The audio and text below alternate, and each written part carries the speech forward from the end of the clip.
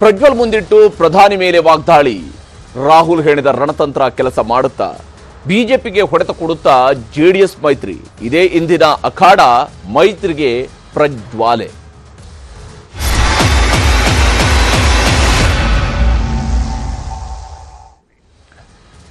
ಇಪ್ಪತ್ತೆಂಟಕ್ಕೆ 28 ಸೀಟುಗಳನ್ನು ಗೆಲ್ಲಬೇಕು ಅನ್ನುವಂತಹ ಗುರಿಯೊಂದಿಗೆ ಭಾರತೀಯ ಜನತಾ ಪಕ್ಷ ಕರ್ನಾಟಕದಲ್ಲಿ ಜಾತ್ಯತೀತ ಜನತಾದಳದ ಜೊತೆಗೆ ಮೈತ್ರಿಯನ್ನು ಮಾಡಿಕೊಂಡಿತ್ತು. ಮೈತ್ರಿ ಎಲ್ಲ ಖುಷಿಯಾಗೇ ಇತ್ತು. ಆದರೆ ವೋಟಿಂಗ್ಗೆ 2 ದಿವಸ ಇದ್ದಂತಹ ಸಂದರ್ಭದಲ್ಲಿ ಹಾಸನದಲ್ಲಿ ಶುರುವಾದಂತಹ ಪೆನ್ ಡ್ರೈವ್ ವಿಚಾರ ಮುಂದುವರೆದು ನಾನಾ ಹಂತಗಳನ್ನು ದಾಟ್ತಾ ಇದೆ. ಒಂದು ಪ್ರಶ್ನೆ ಇಲ್ಲಿರುವಂಥದ್ದು, ಇನ್ನೂ ಕೂಡ ಯಾಕೆ HD ರೇವಣ್ಣ ಅವರ ವಿರುದ್ಧವೂ ಕೂಡ FIR ದಾಖಲಾಗಿದೆ, ಹಾಗೆಯೇ ಪ್ರಜ್ವಲ್ ರೇವಣ್ಣ ವಿರುದ್ಧ ಕೂಡ FIR ದಾಖಲಾಗಿದೆ. ಎಲ್ಲ ಫೋಕಸ್ ಪ್ರಜ್ವಲ್ ರೇವಣ್ಣ ಮೇಲೆ ಇದೆ ನಿಜ. ಆದರೆ HD ರೇವಣ್ಣ ಅವರನ್ನ ವಿಚಾರಣೆ ನಡೆಸುವಂತಹ ಕೆಲಸವನ್ನು ಯಾವ ಕಾರಣಕ್ಕೆ ಪೊಲೀಸರು ಮಾಡಿಲ್ಲ. ಒಂದು ಕಡೆಯಲ್ಲಿ ಗೃಹ ಸಚಿವರು ಹೇಳ್ತಾ ಇದ್ದಾರೆ, ನಾವು ಹಾಗೆ ಮಾಡ್ತೀವಿ, ಹೀಗೆ ಮಾಡ್ತೀವಿ, ಅರೆಸ್ಟ್ ಮಾಡ್ತೀವಿ, ನೋಟಿಸ್ ಕೊಡ್ತೀವಿ, 3 ನೋಟಿಸು, ಈ ಮಾತನ್ನೆಲ್ಲ ಹೇಳ್ತಾ ಇದ್ದಾರೆ. ಇವೆಲ್ಲ ಒಂದು ಕಡೆಯಲ್ಲಿ ಇದ್ದೇ ಇದೆ. ಆದರೆ ಮತ್ತೊಂದು ಕಡೆಯಲ್ಲಿ ಏನು ನಡೀತಾ ಇದೆ ಅನ್ನೋ ಪ್ರಶ್ನೆ ಒಂದು ಭಾಗ. ಆದರೆ ಬಹಳ ಮುಖ್ಯವಾಗಿ ಇವತ್ತು ಕರ್ನಾಟಕದಲ್ಲಿ ಕಾಂಗ್ರೆಸ್ ಪರವಾಗಿ ಕ್ಯಾಂಪೇನ್ ಅನ್ನು ಮಾಡಿದಂತಹ ರಾಹುಲ್ ಗಾಂಧಿ ಪ್ರಜ್ವಲ್ ರೇವಣ್ಣ ವಿಚಾರವನ್ನು ಮುಂದಿಟ್ಟುಕೊಂಡು ಪ್ರಧಾನಮಂತ್ರಿಯ ವಿರುದ್ಧವೂ ಕೂಡ ವಾಗ್ದಾಳಿಯನ್ನು ನಡೆಸಿದ್ದಾರೆ. ಅದರ ಬಗ್ಗೆ ಒಂದು ವರದಿ ನಿಮಗೆ ತೋರಿಸ್ತೀನಿ.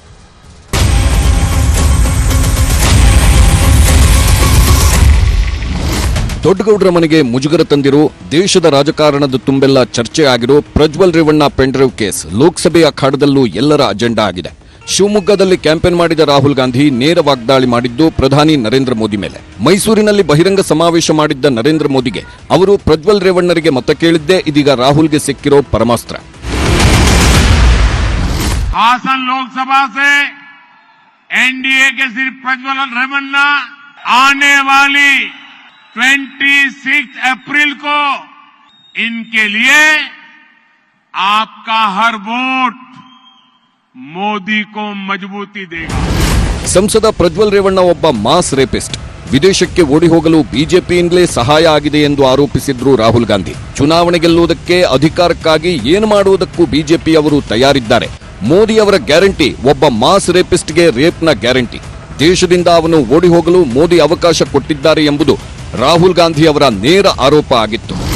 प्रज्वल रवन्ना 400 महिलाओं का रेप करता है, वीडियो बनाता है. ये सेक्स स्कैंडल नहीं है, इसको मैस रेप कहा जाता है.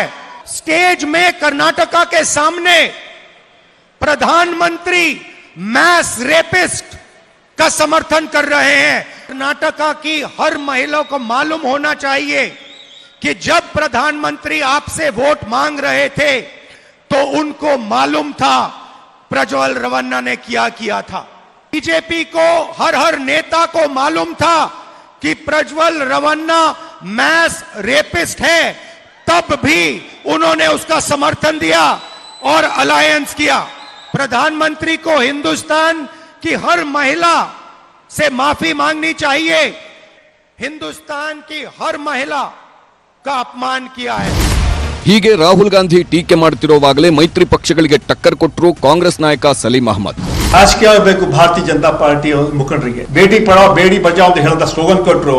ಇಂಥ ದೊಡ್ಡ ಹಗರಣ ಈ ದೇಶದಷ್ಟು ದೊಡ್ಡ ಹಗರಣ ಆಗಲಿಲ್ಲ, ಇಲ್ಲಿವರೆಗೂ ಅದನ್ನ ಖಂಡಿಸಿಲ್ಲ. ಅವರು ನಮ್ಮ ಪಾರ್ಟ್ನರ್ ಅಲ್ವಾ, ಬಿಜೆಪಿ ಪಾರ್ಟ್ನರ್ ಅಲ್ವಾ, ಯಾಕೆ ಖಂಡಿಸಲಿಲ್ಲ? JDS ಕೂಡ ಖಂಡಿಸಲಿಲ್ಲ. ಪ್ರಜ್ವಲ್ ರೇವಣ್ಣ ವಿದೇಶ ಹೋಗ್ಬೇಕಂದ್ರೆ ಕ್ಲಿಯರೆನ್ಸ್ ಬೇಕಾಗಿತ್ತು. ಆ ಕ್ಲಿಯರೆನ್ಸ್ ಯಾರು ಕೊಟ್ಟರು ಕೂಡ ತನಿಖೆ ಕೂಡ ಆಗ್ಬೇಕಾಗಿತ್ತು. ಪ್ರಜ್ವಲ್ ಕೇಸ್ನಲ್ಲಿ ಕಾಂಗ್ರೆಸ್ ನಾಯಕರಿಗೆ ನೇರ ಟಾರ್ಗೆಟ್ ದೇವೇಗೌಡರ ಕುಟುಂಬ. ಅದರ ಜೊತೆಗೆ ಮೈತ್ರಿ ಮಾಡಿಕೊಂಡಿರೋ ಬಿಜೆಪಿ. ಹೆಜ್ಜೆ ಹೆಜ್ಜೆಗೂ ಬಿಜೆಪಿಯನ್ನ ಟಾರ್ಗೆಟ್ ಮಾಡುತ್ತಿರೋ ಕೈ ನಾಯಕರಿಗೆ ಅಪ್ಪ ಮಗ ಟಕ್ಕರ್ ಕೊಟ್ಟಿದ್ದಾರೆ. ರಾಹುಲ್ ಗಾಂಧಿಗೆ ದಾರಿ ತೋಚದಂಗಾಗಿದೆ. ಲೋಕಸಭಾ ಚುನಾವಣೆಯಲ್ಲಿ ಜನರನ್ನ ಆಮರಿಸಿ ಕೇಂದ್ರದಲ್ಲಿ ಅಧಿಕಾರಕ್ಕೆ ಬರ್ಬೋದು ಅನ್ನೋ ಭ್ರಮೆನಲ್ಲಿದ್ದರು. ಅವರಿಗೆ ಸತ್ಯ ಅರಿವಾಗಿದೆ. ಇವತ್ತು ಪ್ರಜ್ವಲ್ ರೇವಣ್ಣ ಅವರ ಪ್ರಕರಣದಲ್ಲಿ DK ಶಿವಕುಮಾರ್ ಅವರು 2 ತಿಂಗಳಿಂದ ಪೆಂಡ್ರೈವ್ ಹಿಡ್ಕೊಂಡು ಏನ್ ಮಾಡ್ತಾ ಇದ್ರು. ಸಿದ್ದರಾಮಯ್ಯನವರು ಏನ್ ಬೇಕಾದ್ರೂ ಪತ್ರ ಬರೀಲಿ, ಕಾನೂನು ಚೌಕಟ್ಟಲ್ಲಿ ಏನ್ ಮಾಡಬೇಕು ಅದನ್ನು ಮಾಡ್ತಾರೆ. ಅದರಿಂದ ಅವರು ಹೋಗಿರುವಂತದ್ದು ನಿಜ, ಮತ್ತೆ ಬರ್ತೀವಿ ಅಂತ ಈಗಾಗಲೇ ತಿಳಿಸಿದ್ದಾರೆ. ಬಂದ ಮೇಲೆ ಎನ್ಕ್ವೈರಿಗೆ ಹೋಗ್ತಾರೆ. ಸತ್ಯಾಸತ್ಯಗಳೇನು ಅಂತ ಆಮೇಲೆ ಗೊತ್ತಾಗ. ಈ ಮಧ್ಯೆ ಸೂರಜ್ ರೇವಣ್ಣ ಪ್ರತಿಕ್ರಿಯೆ ನೀಡಿದ್ದಾರೆ. ಪ್ರಜ್ವಲ್ ಎಲ್ಲಿದ್ದಾರೆ ಅಂತ ನನಗೆ ಗೊತ್ತಿಲ್ಲ, ವಿಚಾರಣೆ ನಡೆಯುತ್ತಿದೆ, ಆರೋಪ ಸಾಬೀತಾದ್ರೆ ಕ್ರಮ ಕೈಗೊಳ್ಳಲಿ ಎಂದಿದ್ದಾರೆ. ನೋಡಿ, ಈಗ ತನಿಖೆಗೆ ವಹಿಸಿದ್ದಾರೆ. ಸಾಬೀತಾಗಬೇಕು, ಸಾಬೀತಾಗುತ್ತೆ. ನಾನೇನ್ ರಿಯಾಕ್ಷನ್ ಕೊಡ್ಲಿ? ನಂಗೆ ಪ್ರಜ್ವಲ್ ರೇವಣ್ಣ ಅವ್ರ ಬಗ್ಗೆ ನಂಗೆ ಮಾಹಿತಿ ಇಲ್ಲ. ನಾನೇನ್ ಕಾರ್ಯಕ್ರಮ ಅಟೆಂಡ್ ಮಾಡಬೇಕು, ನಾನು ಇದೇ ಜಿಲ್ಲೆಯಲ್ಲಿ ಮಾಡಬೇಕು, ನನ್ನ ಕೆಲಸಗಳು ನಾನು ಮಾಡ್ತಾ ಇದ್ದೀನಿ. ಇನ್ನು ಮಾಜಿ ಸಿಎಂ ಕುಮಾರಸ್ವಾಮಿ ಹಾಗೂ ಡಿಸಿಎಂ ಡಿಕೆಶಿ ಮಧ್ಯೆ ಪ್ರಜ್ವಲ್ ಪೆಂಡ್ರೈವ್ ಫೈಟ್ ಜೋರಾಗ್ತಿದೆ. ಚಿಲ್ಲರೆ ಮಾತಿನಿಂದ ಶುರುವಾದ ಈ ಕಾಳಗ 420 ವರೆಗೂ ಬಂದು ನಿಂತಿದೆ. ಇವತ್ತು ಬೆಳಗ್ಗೆ ಈ ಚಿಲ್ಲರೆ ಅಣ್ಣ ತಮ್ಮಂದವರಲ್ಲ ಪಾಪ, ಏನು ಮಹಾನ್ ಇವರಲ್ಲ ಅವರು. ಕುಮಾರಸ್ವಾಮಿ ದೇವರಾಯಗೌಡ ಮೊದಲು ಭೇಟಿ ಮಾಡಿ ಕುಮಾರಸ್ವಾಮಿನೇ ಬಿಟ್ಟಿರ್ಬೋದು ಅಂತೇಳಿ ಈ 420ಗಳು ಹೇಳೋರಲ್ಲ. ಈ ಕೆಣಕಿರೋದಕ್ಕೆ ಏನು ಮಾಡಬೇಕು ಅನ್ನೋದು ಗೊತ್ತು. ಹಾಸನ ಜಿಲ್ಲೆ ನಾಯಕರುಗಳ ಕೈವಾಡ ಇದೆ, ಅದರಿಂದ ಕುಮಾರಸ್ವಾಮಿ ಕೈವಾಡನೂ ಇದೆ. ಕುಮಾರಸ್ವಾಮಿಗೂ ಗೊತ್ತಿತ್ತಲ್ಲ ಇದು, ಕುಮಾರಸ್ವಾಮಿನೇ ಹೇಳಿದಾರಲ್ಲ. ಎಲ್ಲವನ್ನೇ ಅವನು ಕಾರ್ತಿಕ್ ಯಾರು ಕಳಿಸಿರೋದು? ಮಲೇಷಿಯಾದಲ್ಲಿ ಯಾರು ಕಳಿಸಿರೋದು? ಮಲೇಷಿಯಾವನ್ನು ಕಾರ್ತಿಕ್ ನಮ್ ಬ್ರದರ್ ಹೇಳಿದ್ರಾ? ಅಚ್ಚಾ ಈಗ ನಮ್ ಬ್ರದರ್ ಹೇಳಿದಾದ್ಮೇಲೆ ನಮ್ ಬ್ರದರ್ಗೆಲ್ಲ ಇನ್ಫಾರ್ಮೇಶನ್ ಗೊತ್ತಿರ್ಬೇಕಲ್ಲ. ಅಲ್ಲಿ ಸೆಂಟ್ರಲ್ ಇಂದ ತಗೊಳ್ಳಿ, ಯಾರು ಕಳ್ಸವ್ರೆ, ಯಾರು ಮಾಡವ್ರೆ, ಏನು ಎತ್ತ ಅಂತ. ಎಲ್ಲ ಬೆಳವಣಿಗೆಗಳ ಮಧ್ಯೆಯೇ ಕೇಂದ್ರ ವಿದೇಶಾಂಗ ಇಲಾಖೆ ಪ್ರಜ್ವಲ್ ವಿದೇಶಕ್ಕೆ ಹಾರಿದ್ದ ಬಗ್ಗೆ ಸ್ಪಷ್ಟನೆ ನೀಡಿದೆ. ಪ್ರಜ್ವಲ್ ಸಂಸದ ಆದ ಕಾರಣಕ್ಕೆ ರಾಜತಾಂತ್ರಿಕ ಪಾಸ್ಪೋರ್ಟ್ ಇದೆ. ರಾಜತಾಂತ್ರಿಕ ಪಾಸ್ಪೋರ್ಟ್ ಇದ್ದವರಿಗೆ ವೀಸಾ ಅಗತ್ಯ ಇಲ್ಲ. ರಾಜತಾಂತ್ರಿಕ ಪಾಸ್ಪೋರ್ಟ್ ಆಧಾರದಲ್ಲೇ ಪ್ರಜ್ವಲ್ ಪ್ರಯಾಣ ಮಾಡಿದ್ದಾರೆ ಎಂದು ಸ್ಪಷ್ಟನೆ ನೀಡಿದೆ. ಇದರಲ್ಲಿ ಯಾವುದೇ ರಾಜಕೀಯ ಪ್ರಭಾವ ಅಥವಾ ಪ್ರೇರಣೆ ಇಲ್ಲ ಎಂದು ಹೇಳಿದೆ. Bureau report, news 18. ಇಲ್ಲಿ ಪ್ರಧಾನಮಂತ್ರಿಯವರು ಮತ ಕೇಳಿದ್ರು ಅನ್ನೋದ್ರಿಂದ ರಾಹುಲ್ ಗಾಂಧಿ ಅವರು ವಾಗ್ದಾಳಿ ನಡೆಸ್ತಾರೆ. ಮತ್ತೊಂದು ಕಡೆಯಲ್ಲಿ ತನ್ನ ತಮ್ಮ ಎಲ್ಲಿದ್ದಾನೆ ಅಂತೇಳಿ ಅಣ್ಣನಿಗೆ ಗೊತ್ತಿಲ್ವಂತೆ, ಇದನ್ನು ನಾವು ನಂಬಬೇಕಂತೆ ಅನ್ನುವಂಥದ್ದು ಒಂದು ಭಾಗ. JDSನ ವಕ್ತಾರರು ನಮ್ಮ ಜೊತೆಗೆ ಈ ಕಾರ್ಯಕ್ರಮದಲ್ಲಿ ಜಾಯ್ನ್ ಆಗಿಲ್ಲ. ನಾವು ಆಹ್ವಾನವನ್ನು ಮಾಡಿದ್ವಿ, ಆದರೆ ಯಾರು ಕೂಡ ಈ ವಿಚಾರದಲ್ಲಿ ಮಾತನಾಡೋದಕ್ಕೆ ಮುಂದೆ ಬಂದಿಲ್ಲ. ನಮ್ಮ ಜೊತೆಗೆ ಭಾರತೀಯ ಜನತಾ ಪಕ್ಷದ ರಾಜ್ಯ ವಕ್ತಾರರಾಗಿರುವ HN ಚಂದ್ರಶೇಖರ್ ಅವರು ಜಾಯ್ನ್ ಆಗಿದ್ದಾರೆ. ಹಾಗೆಯೇ KPCC ವಕ್ತಾರರಾಗಿರುವಂತಹ ಸೂರ್ಯ ಮುಕುಂದರಾಜ್ ನಮ್ಮ ಜೊತೆಗೆ ಈ ಕಾರ್ಯಕ್ರಮದಲ್ಲಿ ಜಾಯ್ನ್ ಆಗಿದ್ದಾರೆ. ದಿ ಟೈಮ್ಸ್ ಆಫ್ ಇಂಡಿಯಾ ಪತ್ರಿಕೆಯ ಹಿರಿಯ ಸಹಾಯಕ ಸಂಪಾದಕರಾಗಿರುವ BV ಶಿವಶಂಕರ್ ಅವರು ಮುಂದಿನ ಹಂತದಲ್ಲಿ ನಮ್ಮ ಜೊತೆಗೆ ಕಾರ್ಯಕ್ರಮದಲ್ಲಿ ಜಾಯ್ನ್ ಆಗ್ತಾರೆ. ನಾನು ಚರ್ಚೆಯನ್ನು ಆರಂಭಿಸ್ತೀನಿ ಚಂದ್ರಶೇಖರ್ ಅವರ ಮೂಲಕವೇ. ಚಂದ್ರಶೇಖರ್ ಅವರೇ, ಪಬ್ಲಿಕ್ ಡೊಮೈನ್ನಲ್ಲಿ ಈ ವಿಚಾರ ಇತ್ತು, ಇದ್ರ ಬಗ್ಗೆ ದೂರು ಸಲ್ಲಿಕೆಯಾಗಿತ್ತು. ಬಿಜೆಪಿಯ ನಾಯಕರಿಗೂ ಕೂಡ ನಿಮ್ಮ ಲೋಕಲ್ ಸ್ಥಳೀಯ ನಾಯಕರು ಇಂಥವ್ರಿಗೆ ಟಿಕೆಟ್ ಕೊಡೋದು ಬೇಡ ಅನ್ನೋದ್ರ ಬಗ್ಗೆ ಮಾಹಿತಿ ಇತ್ತು. ಅಷ್ಟಾದ್ರೂ ಕೂಡ ಟಿಕೆಟ್ ಕೊಟ್ರಿ. ಈಗ ನೀವು ಅವರ ಪರವಾಗಿ ಮತ ಕೇಳಿದಿರಿ ಅನ್ನೋದರಿಂದ ಹಿಡಿದು ಅನೇಕ ರೀತಿಯಂಥ ಆಪಾದನೆಯನ್ನು ಕಾಂಗ್ರೆಸ್ನವರು ಮಾಡ್ತಾ ಇದ್ದಾರೆ. ಹಾಗಾದ್ರೆ ಬಿಜೆಪಿಯು ಕೂಡ ಈ ಮೈತ್ರಿಯಿಂದಾಗಿ ಇಂಥದ್ದೊಂದು ಸ್ಥಿತಿಯನ್ನು, ಇಂಥದ್ದೊಂದು ಮುಜುಗರವನ್ನು ಎದುರಿಸಬೇಕಂತ ಅನಿವಾರ್ಯತೆ ಸೃಷ್ಟಿಯಾಗಿಲ್ವಾ ಇಲ್ಲಿ? ನೋಡಿ, ಮೊದಲನೇದಾಗಿ BJPಯ ನಿಲುವು ಹೇಳ್ತೇನೆ. ಕುಮಾರಸ್ವಾಮಿಯವರು ಮೊನ್ನೆ ಮಾತಾಡ್ತಾ ಹೇಳಿದ್ರು, ಕಾನೂನು ಅದರ ಕ್ರಮ ತಗೊಳ್ಬೇಕು, ತಪ್ಪು ಮಾಡಿದರೆ ಅವ್ರನ್ನ ಗಲ್ಲಿಗೇರಿಸಬೇಕು ಅಂತೇಳಿ. BJPಯ ಸ್ಪಷ್ಟ ನಿಲುವು ಕೂಡ ಅದೇನೆ. BJPಯ ನಿಲುವು ಅದೇನೆ. ನೋಡಿ, NDA ಕಾನ್ಸ್ಟಿಟ್ಯೂನ್ಸಿ ಬಂದಾಗ ಇಡೀ ದೇಶದೊಳಗಡೆ ಸುಮಾರು 40 ಪಕ್ಷಗಳ ಜೊತೆ ನಮ್ಮದು ಅಲಯನ್ಸ್ ಇದೆ. ನಮಗೆ ಸ್ವಂತ ನಮ್ಮದೇ ಶಕ್ತಿಯಿಂದ ನಮಗೆ ಸುಮಾರು 300ಕ್ಕೂ ಹೆಚ್ಚು ಸೀಟ್ ತಗೊಳ್ತಕ್ಕಂಥ ಶಕ್ತಿಯನ್ನು ಸರಿ ತೋರಿಸಿದ್ರು ಕೂಡ ಯಾಕೆ ನಾವು ಪ್ರಾದೇಶಿಕ ಪಕ್ಷಗಳಿಗೆ ನಾವು ಬೆಲೆ ಕೊಡ್ತೇವೆ, ಜೊತೆಲಿ ಇಟ್ಕೊಳ್ತೀವಿ ಅಂತ ಹೇಳಿದ್ರೆ, ಮೋದಿಯವರ ಅಥವಾ BJPಯವರ ನಮ್ಮದು ಉದ್ದೇಶ ಏನಂತ ಹೇಳಿದ್ರೆ, ಪ್ರಾದೇಶಿಕತೆಯಿಂದನೇ ರಾಷ್ಟ್ರೀಯತೆ. ನಮಗೆ ಶಕ್ತಿ ಇದ್ರೂ ಕೂಡ ಆ ಪ್ರಾದೇಶಿಕ ಪಕ್ಷಗಳಿಗೆ ನಾವು ಬಲ ತುಂಬಬೇಕು, ಪ್ರಾದೇಶಿಕತೆಯಿಂದನೇ ಬೃಹತ್ತಾದ ಒಂದು ರಾಷ್ಟ್ರ ಕಟ್ಟಬೇಕು ಅಂತೇಳಿ. ಇದೇ ರೀತಿ ಕರ್ನಾಟಕದಲ್ಲಿ ನಾವು JDS ಜೊತೆ ಅಲಯನ್ಸ್ ಮಾಡ್ಕೊಂಡ್ವಿ. ನಮ್ಮ ಶಕ್ತಿ 25 ಸೀಟ್ ಲಾಸ್ಟ್ ಟೈಮ್ ಗೆದ್ದಿದ್ರು ಕೂಡ ಅಲಯನ್ಸ್ ಯಾಕೆ ಮಾಡ್ಕೊಂಡ್ವಿ ಅಂತ ಹೇಳಿದ್ರೆ, ನಮ್ಮ NDAದೇನಿದೆಯಲ್ಲ ಆ ಪ್ರಾದೇಶಿಕತೆಗೆ ಬೆಲೆ ಕೊಡಬೇಕು ಅಂತೇಳಿ. ನಾವು JDS ಜೊತೆ ಮೈತ್ರಿ ಮಾಡ್ಕೊಂಡಿದ್ದು ಅದರ ಸರ್ವೋಚ್ಚ ನಾಯಕರಾದಂತಹ ದೇವೇಗೌಡರ ಮುಖ ನೋಡಿ, ಅದರ ರಾಜ್ಯಾಧ್ಯಕ್ಷರಾದಂತಹ ಕುಮಾರಸ್ವಾಮಿಯವರ ಮತ ನೋಡಿ, ಜೊತೆಗೆ ಆ ಪಕ್ಷದ ಜೊತೆಗೆ ನಿಂತಿದೆಯಲ್ಲ, ಏನು ಆ ರಾಷ್ಟ್ರೀಯತೆ ಇಟ್ಕೊಂಡು ಆ ಪಕ್ಷದ ಏನು ವೋಟ್ ಬ್ಯಾಂಕ್ ಏನಿದೆಯಲ್ಲ, ಒಂದು ಗಟ್ಟಿ ವೋಟ್ ಬ್ಯಾಂಕು, ಆ ಮುಗ್ಧ ಮತದಾರರ ಆ ಮುಗ್ಧ ಏನು ಜನತಾದಳದ ಕಾರ್ಯಕರ್ತದಲ್ಲ, ಇವ್ರನ್ನ ನೋಡಿಕೊಂಡು ಸ್ವಾಮಿ, ಇವ್ರು ಮೂರನ್ನೇ ನೋಡ್ಕೊಂಡಿದ್ದು. ಇವತ್ತು ನೋಡಿ, ದೇವೇಗೌಡರಿಂದ ಏನಾದರೂ ತಪ್ಪಾಗಿದೆಯಾ? ಇಲ್ಲ. ಕುಮಾರಸ್ವಾಮಿಯಿಂದ ಏನು ತಪ್ಪಾಗಿದೆಯಾ? ಇಲ್ಲ. ಏನು ಜನತಾದಳದ ಕಾರ್ಯಕರ್ತಗಳಿಂದ ಏನು ತಪ್ಪಾಗಿದೆಯಾ? ಸಾಧ್ಯವೇ ಇಲ್ಲ. ಯಾವುದಾದ್ರೂ ಒಂದು ಪಕ್ಷದೊಳಗಡೆಗೆ ಅಲ್ಲಿಂದ ಯಾವುದಾದ್ರು ಈ ಥರದಲ್ಲಿ ಹುಳುಗಳು ಏನಾದರೂ ತಪ್ಪು ಮಾಡಿದಾಗ ಅದಕ್ಕೆ ಕಾನೂನು ಇರುತ್ತೆ. ಆ ಪಕ್ಷವು ಕೂಡ ಆಗಲೇ ಉಚ್ಚಾಟನೆ ಮಾಡಾಗಿದೆ. BJPಯ ಸ್ಪಷ್ಟ ನಿಲುವು ಕೂಡ ಇದೇ ಆಗಿದೆ. ಆದರೆ ಪ್ರಾಬ್ಲಮ್ ಇಲ್ಲಿರ್ತಕ್ಕಂಥದ್ದು, ಇಂತಹ ವಿಚಾರದೊಳಗಡೆಗೆ ಸುಮಾರು 100 ಮಹಿಳೆಯರ ಮಾನ, ಪ್ರಾಣ, ಗೌರವ, ಪ್ರತಿಷ್ಠೆಗಳು ಇದ್ದಾಗ ಇಂಥದ್ದೊಳಗೆ ಹೊಲಸು ರಾಜಕಾರಣ ಮಾಡೋದಲ್ಲ ಈ ಕಾಂಗ್ರೆಸ್ ಅವರು. 21ನೇ ತಾರೀಕು ಏನು ಪೆನ್ ಡ್ರೈವ್ಗಳನ್ನ ಮನೆಗೆ ಹಂಚಿದ್ರಲ್ಲ, ನಾಚಿಕೆ ಆಗ್ಲಿಲ್ವ ಅವ್ರಿಗೆ? ಅಟ್ಲೀಸ್ಟ್ ಆ ವಿಡಿಯೋಗಳನ್ನ ಮಾರ್ಕ್ ಮಾಡಬೇಕು ಅಂತ ನಾನು ಅನಿಸ್ಲಿಲ್ವ? ಹೆಣ್ಮಕ್ಳೇನಿಗೆ ತಪ್ಪು ಮಾಡಿದ್ವು? ಯಾವುದೋ ಒತ್ತಡ ಪ್ರೆಜರ್ ಏನೋ ಹೋಗಿತ್ತು, ಅವ್ನು ಯಾರೋ ಒಬ್ಬ ಯಾರು ಅಯೋಗ್ಯ ತಪ್ಪು ಮಾಡಿದೆ ಅಂತ ಹೇಳಿದ್ರೆ ಅವ್ನು ಜೈಲಿಗೆ ಹೋಗ್ತಾನೆ, ಶಿಕ್ಷೆ ಅನುಭವಿಸ್ತಾನೆ. ಅದೇ ಹೆಣ್ಮಕ್ಳುಗಳು ಏನು ತಪ್ಪು ಮಾಡಿದ್ವು? ಇವರು ವಿಡಿಯೋಗಳು ಅಂತಿದ್ರಲ್ಲ ಚುನಾವಣೆ ಗೆಲ್ಲಕ್ಕೋಸ್ಕರ, ಇದು ಇವರ ಅಧಿನಾಯಕರ ಆಜ್ಞೆ ಮೇಲ್ಗಡೆಗೆ ಮನೆಗೆ ಪೆನ್ ಡ್ರೈವ್ ಹಂಚಿದ್ರಲ್ಲ, ಅವ್ರು ಸ್ವಲ್ಪ ಅನ್ನಿಸ್ಲಿಲ್ವಾ ನಮ್ಮ ಅಕ್ಕ ತಂಗಿದ ಈ ಜಾಗದಲ್ಲಿ ಇದ್ರೆ ಏನ್ ಮಾಡ್ಬೇಕು ಅಂತೇಳಿ? ಅಟ್ಲೀಸ್ಟ್ ಮಾರ್ಕ್ ಮಾಡ್ಬೇಕಾಗಿತ್ತು ತಾನೆ ಹೆಣ್ಮಕ್ಳು ಮುಖವನ್ನ. ಏನೂ ಮಾಡ್ದಂಗೆ ಇವ್ರು ಹೊಳಸು ರಾಜಕೀಯಕ್ಕೋಸ್ಕರ ಮನೆಗೆ ಹಂಚಿದ್ರಲ್ಲ, ನೂರಾರು ಕುಟುಂಬಗಳ ಕತೆ. ಇಂಥ ವಿಷಯದಲ್ಲಿ ರಾಜಕಾರಣ ಮಾಡ್ಬೇಕು ಅವರು. ಖಂಡಿತ. ಯಾವ ಕಾರಣಕ್ಕಾಗಿ ಈಗ ಇಲ್ಲಿ ಯಾರು ಹಂಚಿದ್ದಾರೆ ಗೊತ್ತಿಲ್ಲ, ನಿಮ್ಮ ಮೇಲೆ ಅಲಿಗೇಷನ್ ಅನ್ನ ಬಿಜೆಪಿ ಮಾಡ್ತಾರೆ, ಅದು ಒಂದು ಭಾಗ. ನಿಮ್ಮ ನಾಯಕರು ಹೇಳ್ತಾರೆ ಮಾಸ್ ರೇಪ್ ಮಾಡಿದ್ದಾರೆ ಅಂತ ಹೇಳ್ತಾರೆ. ಮಾಸ್ ರೇಪ್ ಮಾಡಿದ್ದಾರೆ ಅನ್ನುವಂಥ ಆರೋಪವನ್ನು ಮಾಡಿದ್ದಾರೆ. ಪ್ರಜ್ವಲ್ ರೇವಣ್ಣ ಅವರ ವಿರುದ್ಧ ಆರೋಪ ಇದೆ. ಎಷ್ಟು ಮಹಿಳೆಯರಿದ್ದಾರೆ ಅಂತ ಗೊತ್ತಿಲ್ಲ, ಅನೇಕ ವಿಡಿಯೋ ವೈರಲ್ ಆಗ್ತಾ ಇದೆ ಅನ್ನೋಂಥದ್ದೊಂದು.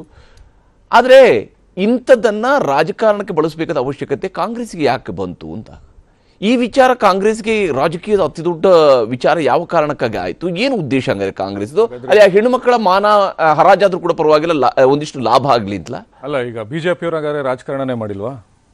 ನೇಹಾ ಮರ್ಡರ್ ಕೇಸಲ್ಲಿ ರಾಜಕಾರಣ ಮಾಡಿಲ್ವಾ? ಅದೇ ರೀತಿ ಮರ್ಡ್ರು ಇವ್ರದ ಕಾರ್ಯಕರ್ತರು ಕೆ ಆರ್ ಪುರಮಲ್ಲಿ ಒಬ್ಬ ಮರ್ಡರ್ ಮಾಡಿ ಕಟ್ ಮಾಡಿಬಿಟ್ಟು ಬಕೆಟ್ ಒಳಗಡೆ ಹಾಕ್ತೇನೆ ಪೀಸ್ಗಳನ್ನ. ಇವರು 65 ವರ್ಷದ ವಯೋವೃದ್ಧೆ ಕಾರ್ಯಕರ್ತೆನ, ಯಾಕೆ ಇವರು ಅದನ್ನು ರಾಜಕಾರಣಕ್ಕೆ ಬಳಸಲಿಲ್ಲ? ಸೊ ಬಿಜೆಪಿನವ್ರಿಗೆ ಈ ರೀತಿ ಮಾತಾಡೋದಕ್ಕೆ ನೈತಿಕತೆನೇ ಇಲ್ಲ. ಸೊ ಇವರು ಪ್ರತಿಯೊಂದು ವಿಚಾರವನ್ನು ನಾನು ಮಾತಾಡ್ತೀರಾ ಸರ್? ಸೊ ಅದಕ್ಕೆ ಈಗಲೇ ಯಾಕೆ ಕೈ ಎತ್ತೀರಾ? ಇನ್ನು ನನ್ನ ಮಾತೆ ನಿಮ್ಮ ಹೇಳಿಕೆಗೂ ಇನ್ನೂ ಕೌಂಟ್ರ್ ಕೊಡಬೇಕು. ಸೊ ಇಷ್ಟೆಲ್ಲ ಇದ್ದು ಬಿಜೆಪಿಯವ್ರು ಯಾವ್ದ್ರಲ್ಲೂ ರಾಜಕಾರಣ ಮಾಡಲ್ಲ, ನಾವೆಲ್ಲ ಸಚ್ಚಾರಿತ್ರ್ಯವಂತರು, ನಾವು ಈ ಥರದ ವಿಚಾರನ ಬಳಸ್ಕೊಳ್ಳೋದೇ ಇಲ್ಲ, ನಾವು ನೇರವಾಗಿ ರಾಜಕಾರಣ ಮಾಡ್ತೀವಿ ಅಂತ ಒಪ್ಕೊಳ್ಳಿ. ಮಾಡ್ತಾರಲ್ಲ ಅವರು ರಾಜಕಾರಣ.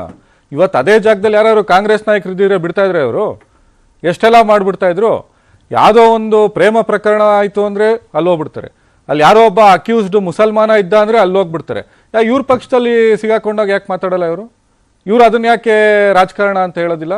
ಇವ್ರು ಮಾಡಿದ್ರೆ ಮಾತ್ರ ರಾಜಕಾರಣ ಅಲ್ಲ, ನಾವು ಪ್ರಶ್ನೆ ಮಾಡಿದ್ರೆ ರಾಜಕಾರಣ ಆಗ್ಬಿಡುತ್ತೆ. ಸೊ ಇದನ್ನ ಪೊಲಿಟಿಕಲ್ ಆಗಿ ಇವತ್ತು ಇವರ ಮೈತ್ರಿ ಅಭ್ಯರ್ಥಿ, ನಿನ್ನೆ ಇವರ ವಕ್ತಾರರು ಮಾಳವಿಕಾ ಅವಿನಾಶ್ ಅವರು ಹೇಳ್ತಾ ಇದ್ರು, ಅವರು ಇನ್ನ ನಮ್ಮ NDA ಅಭ್ಯರ್ಥಿ ಅಲ್ಲ, ಅವ್ರು ಈಗ್ಲೂ ಜನತಾದಳ ಮತ್ತು ಕಾಂಗ್ರೆಸ್ ಮೈತ್ರಿಕೂಟದಲ್ಲಿ ಗೆದ್ದಂಥ MP.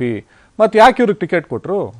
ಇವ್ರಿಗೆ ಗೊತ್ತಿತ್ತಲ್ವಾ ಮುಂಚೆನೆ? ದೇವರಾಜೇಗೌಡ ಲೆಟ್ರ್ ಕೊಟ್ಟಿದ್ರಲ್ಲ ಇವ್ರಿಗೆ, ಪ್ರೀತಮ್ ಗೌಡ ಬೇಡ ಅಂತ ಹೇಳಿದ್ರಲ್ವಾ. ಕುಮಾರಸ್ವಾಮಿ ಅವರು ಇನ್ನೊಂದು ವಾಹಿನಿನಲ್ಲಿ ಇಂಟರ್ವ್ಯೂ ಮಾಡ್ಬೇಕಾದ್ರೆ ಅದ್ರೊಳಗೆ ಹೇಳ್ತಾರಲ್ಲ, ಅಲ್ಲೊಂದು ಸಮಸ್ಯೆ ಇತ್ತು, ನಾವು ಕೊಡಬಾರ್ದಾಗಿತ್ತು, ಆದರೂ ದೊಡ್ಡವರು ನಾವು ನೋಡ್ಕೊತೀವಿ ಅಂತ ಹೇಳಿದ್ರು ಅಂತ. ಇವ್ರಿಗೆಲ್ಲ ಗೊತ್ತಿದ್ದು ಯಾಕೆ ಟಿಕೆಟ್ ಕೊಡಕ್ಕೆ ಹೋದ್ರು?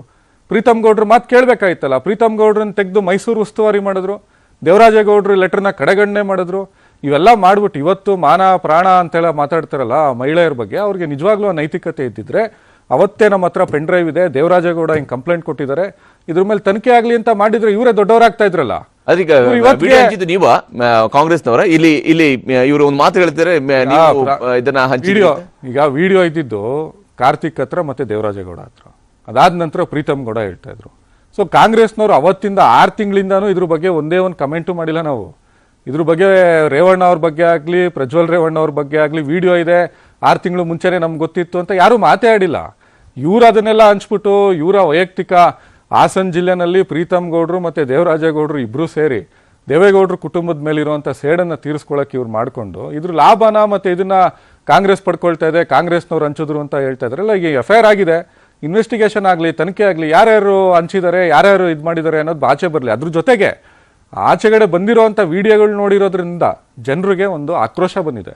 ಸೊ ಇಷ್ಟೊಂದು ದೊಡ್ಡ ಮಟ್ಟದಲ್ಲಿ ಈ ಥರದೊಂದು ಲೈಂಗಿಕ ಹಗರಣ ಇದೆಯಲ್ಲ, ಇದು ಯಾರು ಮಾಡೋ ಸಾಧ್ಯನೇ ಇಲ್ಲ. ಅಂಥ ವ್ಯಕ್ತಿಗೆ ಇವರು ಟಿಕೆಟನ್ನು ಕೊಟ್ಬಿಟ್ಟು ಅವ್ರ ಪರವಾಗಿ ನರೇಂದ್ರ ಮೋದಿ ಅವ್ರು ಮತ ಕೇಳ್ತಾರೆ ಅಂದರೆ, ನರೇಂದ್ರ ಮೋದಿ ಅವ್ರ ಹತ್ರ ಇಂಟೆಲಿಜೆನ್ಸ್ ಇರಲಿಲ್ವಾ?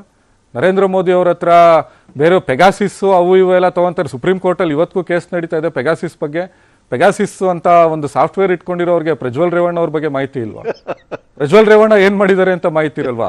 ಮೈಸೂರು ಇದ್ರೊಳಗೆ ಬಂದ್ಬಿಟ್ಟು ಬಹಿರಂಗ ಸಮಾವೇಶದಲ್ಲಿ ನೀವು ಪ್ರಜ್ವಲ್ ರೇವಣ್ಣ ಅವ್ರು ಗೆಲ್ಸಿದ್ರೆ ಮೋದಿನ ಗೆಲ್ಲಿಸ್ದಂಗೆ, ಮೋದಿನ ಶಕ್ತಿ ತುಂಬ್ದಂಗೆ, ಮೋದಿ ಅವ್ರಿಗೆ ಶಕ್ತಿ ತುಂಬ್ದಂಗೆ ಅಂತ ಹೇಳಿದ್ರಲ್ಲ, ಈಗ ಮಾತಾಡ್ಲಿ. ಈಗ ಓಕೆ ಸೂರ್ಯ ಮಾತಾಡ್ತೀನಿ, ಚಂದ್ರಶೇಖರ್ ನಿಮ್ಮ ಹತ್ರ ಉತ್ತರವನ್ನು ಪಡ್ಕೊಳ್ತೀನಿ.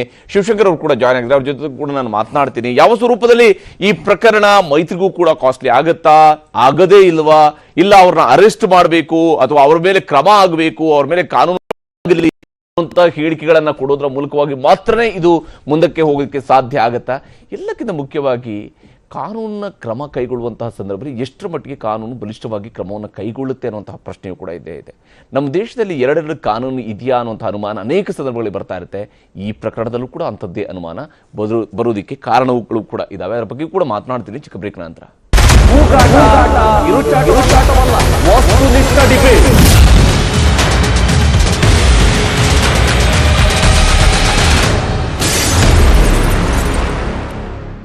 ನನ್ನ ಒಂದು ಮತದ ಬಗ್ಗೆ ಚರ್ಚೆಯನ್ನು ಮಾಡಿದ್ದಾರೆ. ಪ್ರಜ್ವಲ್ ಪೆನ್ ಡ್ರೈವ್ ಲೀಕ್ ಮಾಡಿದ್ಯಾರು ಅನ್ನೋದು ದೊಡ್ಡ ಚರ್ಚೆಯಾಗ್ತಿದೆ. ಈ ಬಗ್ಗೆ ಗರಂ ಆಗಿ ಮಾತಾಡಿದ ಕುಮಾರಸ್ವಾಮಿ, ನಿನ್ನೆ ಡ್ರೈವರ್ ವಿಡಿಯೋ ರಿಲೀಸ್ ಮಾಡಿದ ಅಲ್ವಾ, ಯಾರು ವಿಡಿಯೋ ಮಾಡಿದ್ರು, ಅವನ ಕೈಯಲ್ಲಿ ವಿಡಿಯೋ ಬಿಟ್ಟಿದ್ಯಾರು, ಈ ಚಿಲ್ಲರೆ ಅಣ್ಣ ತಮ್ಮ ಕುಮಾರಸ್ವಾಮಿನೇ ಬಿಟ್ಟಿರ್ಬೇಕು ಅಂತ ಹೇಳ್ತಿದ್ದಾರೆ. ಆದರೆ ಕಾರ್ತಿಕ್ ಈಗ ಎಲ್ಲಿದ್ದಾನೆ, ಆತನನ್ನ ವಿದೇಶಕ್ಕೆ ಕಳುಹಿಸಿದ್ಯಾರು, ನನ್ನನ್ನು ಕೆಣಕಿದ್ರೆ ಸುಮ್ಮನೆ ಬಿಡಲ್ಲ ಅಂತ ಪರೋಕ್ಷವಾಗಿ ಡಿಕೆ ಬ್ರದರ್ಸ್ ವಿರುದ್ಧ ಕಿಡಿಕಾರಿದ್ದಾರೆ. ಶ್ರೀ ಕುಮಾರಸ್ವಾಮಿ ಹಾಗೂ ಡಿಕೆ ಬ್ರದರ್ಸ್ ಮಧ್ಯೆ ಪೆನ್ ಡ್ರೈವ್ ಫೈಟ್ ಜೋರಾಗ್ತಾ ಇದೆ. ಚಿಲ್ಲರೆ ಅಣ್ತಮ್ಮ ಎಂದಿದ್ದಂತ ಕುಮಾರಸ್ವಾಮಿ ವಿರುದ್ಧ ಸಂಸದ ಡಿಕೆ ಸುರೇಶ್ ಕೆರಳಿ ಕೆಂಡವಾಗಿದ್ದಾರೆ. ರಾಜ್ಯವೇ ತಗ್ಗಿಸುವಂತಹ ಚಿಲ್ಲರೆ ಹಾಗೂ 420 ಕೆಲಸ ಮಾಡಿದ್ದು ನಿಮ್ಮ ಮಗ. ತಾಕತ್ತಿದ್ರೆ ಹೆಣ್ಣು ಮಕ್ಕಳಿಗೆ ಗೌರವ ಕೊಡುವಂಥದ್ದನ್ನ ಕಲೀರಿ. ನಮ್ಮ ಬಗ್ಗೆ ಮಾತನಾಡದಿದ್ರೆ ನಿಮಗೆ ಊಟ ಸೇರಲ್ಲ ಅನ್ನೋದು ಗೊತ್ತಿದೆ ಅಂತ ಕುಮಾರಸ್ವಾಮಿ ವಿರುದ್ಧ ಡಿಕೆ ಸುರೇಶ್ ಎಕ್ಸ್ನಲ್ಲಿ ಪೋಸ್ಟ್ ಹಾಕಿದ್ದಾರೆ. ರಾಜಕೀಯಕ್ಕೆ ಸಂಬಂಧಪಟ್ಟಂತಹ ಸುದ್ದಿಯನ್ನ ನೋಡ್ತಾ ಹೋಗೋಣ. ರಾಜ್ಯದಲ್ಲಿ 2ನೇ ಹಂತದ ಚುನಾವಣಾ ಕಣ ರಂಗೇರಿದ್ದು ಕಾಂಗ್ರೆಸ್ ನಾಯಕರ ದಂಡಯಾತ್ರೆ ಜೋರಾಗಿದೆ. ಇಂದು ರಾಜ್ಯಕ್ಕೆ ಎಸಿಸಿ ನಾಯಕ ರಾಹುಲ್ ಗಾಂಧಿ ಆಗಮಿಸಲಿದ್ದಾರೆ. ಶಿವಮೊಗ್ಗ ಕಾಂಗ್ರೆಸ್ ಅಭ್ಯರ್ಥಿ ಪರ ರಾಹುಲ್ ಮತಯಾಚನೆ ಮಾಡಲಿದ್ದು ಮಧ್ಯಾಹ್ನ 12:25ಕ್ಕೆ ಶಿವಮೊಗ್ಗ ಏರ್ಪೋರ್ಟ್ಗೆ ಬಂದಿಳಿಯಲಿದ್ದು ಗೀತಾ ಶಿವರಾಜ್ ಕುಮಾರ್ ಪರ ರಾಹುಲ್ ಗಾಂಧಿ ಮತಯಾಚಿಸಲಿದ್ದಾರೆ. ಶಿವಮೊಗ್ಗದಲ್ಲಿ ಬೃಹತ್ ಸಮಾವೇಶವನ್ನು ಆಯೋಜನೆ ಮಾಡಲಾಗಿದೆ. ಸಿಎಂ ಸಿದ್ದರಾಮಯ್ಯ, ಡಿಸಿಎಂ ಡಿಕೆ ಶಿವಕುಮಾರ್, ರಣದೀಪ್ ಸಿಂಗ್ ಸುರ್ಜೇವಾಲಾ, ನಟ ಶಿವರಾಜ್ ಕುಮಾರ್ ಭಾಗಿಯಾಗಲಿದ್ದಾರೆ. ಶಿವಮೊಗ್ಗ ಬಳಿಕ ರಾಯಚೂರಿನಲ್ಲಿ ಕಾಂಗ್ರೆಸ್ ನಾಯಕ ರಾಹುಲ್ ಗಾಂಧಿ ಮತಭೇಟಿಯನ್ನು ಮಾಡಲಿದ್ದಾರೆ. ವಾಲ್ಕಾಟ್ ಮೈದಾನದಲ್ಲಿ ಬೃಹತ್ ಸಮಾವೇಶ ಆಯೋಜನೆ ಮಾಡಲಾಗಿದ್ದು ಕಾಂಗ್ರೆಸ್ ಅಭ್ಯರ್ಥಿ ಜಿ ಕುಮಾರ್ ನಾಯಕ್ ಪರ ಪ್ರಚಾರವನ್ನು ಮಾಡಲಿದ್ದಾರೆ. ರಾಹುಲ್ ಗಾಂಧಿಗೆ ಸಿಎಂ ಸಿದ್ದರಾಮಯ್ಯ, ಡಿಸಿಎಂ ಡಿಕೆ ಶಿವಕುಮಾರ್ ಸೇರಿದಂತೆ ಹಲವು ಸಚಿವರು ಸಾಥ್ ಕೊಟ್ಟಿದ್ದಾರೆ. ಕಲಬುರಗಿಯಲ್ಲಿ ಲಿಂಗಾಯತ ಮತಗಳು ಕಾಂಗ್ರೆಸ್ ಪಾಲಿಗೆ ಮುಳುವಾಗುವಂತೆ ಕಾಣಿಸ್ತಾ ಇದೆ. ಕಿಡಿಗೇಡಿಗಳು ಲಿಂಗಾಯತರ ಮನೆಗೆ ನುಗ್ಗಿ ಹಲ್ಲೆ ಮಾಡಿದ್ದನ್ನು ಖಂಡಿಸಿ ಬೃಹತ್ ಪ್ರತಿಭಟನೆ ಮಾಡೋದಕ್ಕೆ ಬಿಜೆಪಿ ಪ್ಲಾನ್ ಮಾಡಿದೆ. ನಿನ್ನೆಯೂ ಬಿಜೆಪಿ ಅಭ್ಯರ್ಥಿ ಉಮೇಶ್ ಜಾಧವ್ ಪ್ರತಿಭಟನೆಗಿಳಿದಿದ್ರು. ಇವತ್ತು ವಿಜೇಂದ್ರ ಕೂಡ ಅಖಾಡಕ್ಕಿಳಿದಿದ್ದು ಲಿಂಗಾಯತರ ಮನವೊಲಿಸುವ ಕೆಲಸ ಮಾಡಲಿದ್ದಾರೆ. ಮೊದಲ ಹಂತದ ಚುನಾವಣೆಯಲ್ಲಿ ಅಬ್ಬರದ ಪ್ರಚಾರ ಮಾಡಿದಂತ ಅಣ್ಣಾಮಲೈ ಮತ್ತೆ ಕರ್ನಾಟಕಕ್ಕೆ ಎಂಟ್ರಿ ಕೊಡ್ತಿದ್ದಾರೆ. ಇಂದು ಬಾಗಲಕೋಟೆಯ ಬಿಜೆಪಿ ಅಭ್ಯರ್ಥಿ ಪಿಸಿ ಗದ್ದಿಗೌಡರ್ ಪರವಾಗಿ ಪ್ರಚಾರವನ್ನು ಮಾಡಲಿದ್ದಾರೆ. ಜಮಖಂಡಿ ಹಾಗೂ ರಬಕವಿ ಬನಹಟ್ಟಿ ನಗರದಲ್ಲಿ ಬೈಕ್ ರ್ಯಾಲಿಯನ್ನು ನಡೆಸಿ ಮತಯಾಚನೆಯನ್ನು ಮಾಡಲಿದ್ದಾರೆ. ಲೋಕಸಭಾ ಚುನಾವಣೆಯಲ್ಲಿ ಹೆಚ್ಚು ಲೀಡ್ ಕೊಡದಿದ್ರೆ ಕರೆಂಟ್ ಕೊಡಲ್ಲ ಅಂದಿದ್ದ ಶಾಸಕರಿಗೆ ಸಂಕಷ್ಟ ಎದುರಾಗಿದೆ. ಕಾಗವಾಡ ಕಾಂಗ್ರೆಸ್ ಶಾಸಕ ರಾಜು ಕಾಗೆಗೆ ಚುನಾವಣಾ ಅಧಿಕಾರಿಗಳು ನೋಟಿಸ್ ಕೊಟ್ಟಿದ್ದಾರೆ. 24 ಗಂಟೆ ಒಳಗೆ ವಿವರಣೆ ಕೊಡಬೇಕು ಅಂತ ಚುನಾವಣಾ ನೀತಿ ಸಂಹಿತೆ ಉಲ್ಲಂಘನೆ ಆರೋಪದಡಿ ರಾಜು ಕಾಗೆಗೆ ನೋಟಿಸ್ ನೀಡಲಾಗಿದೆ.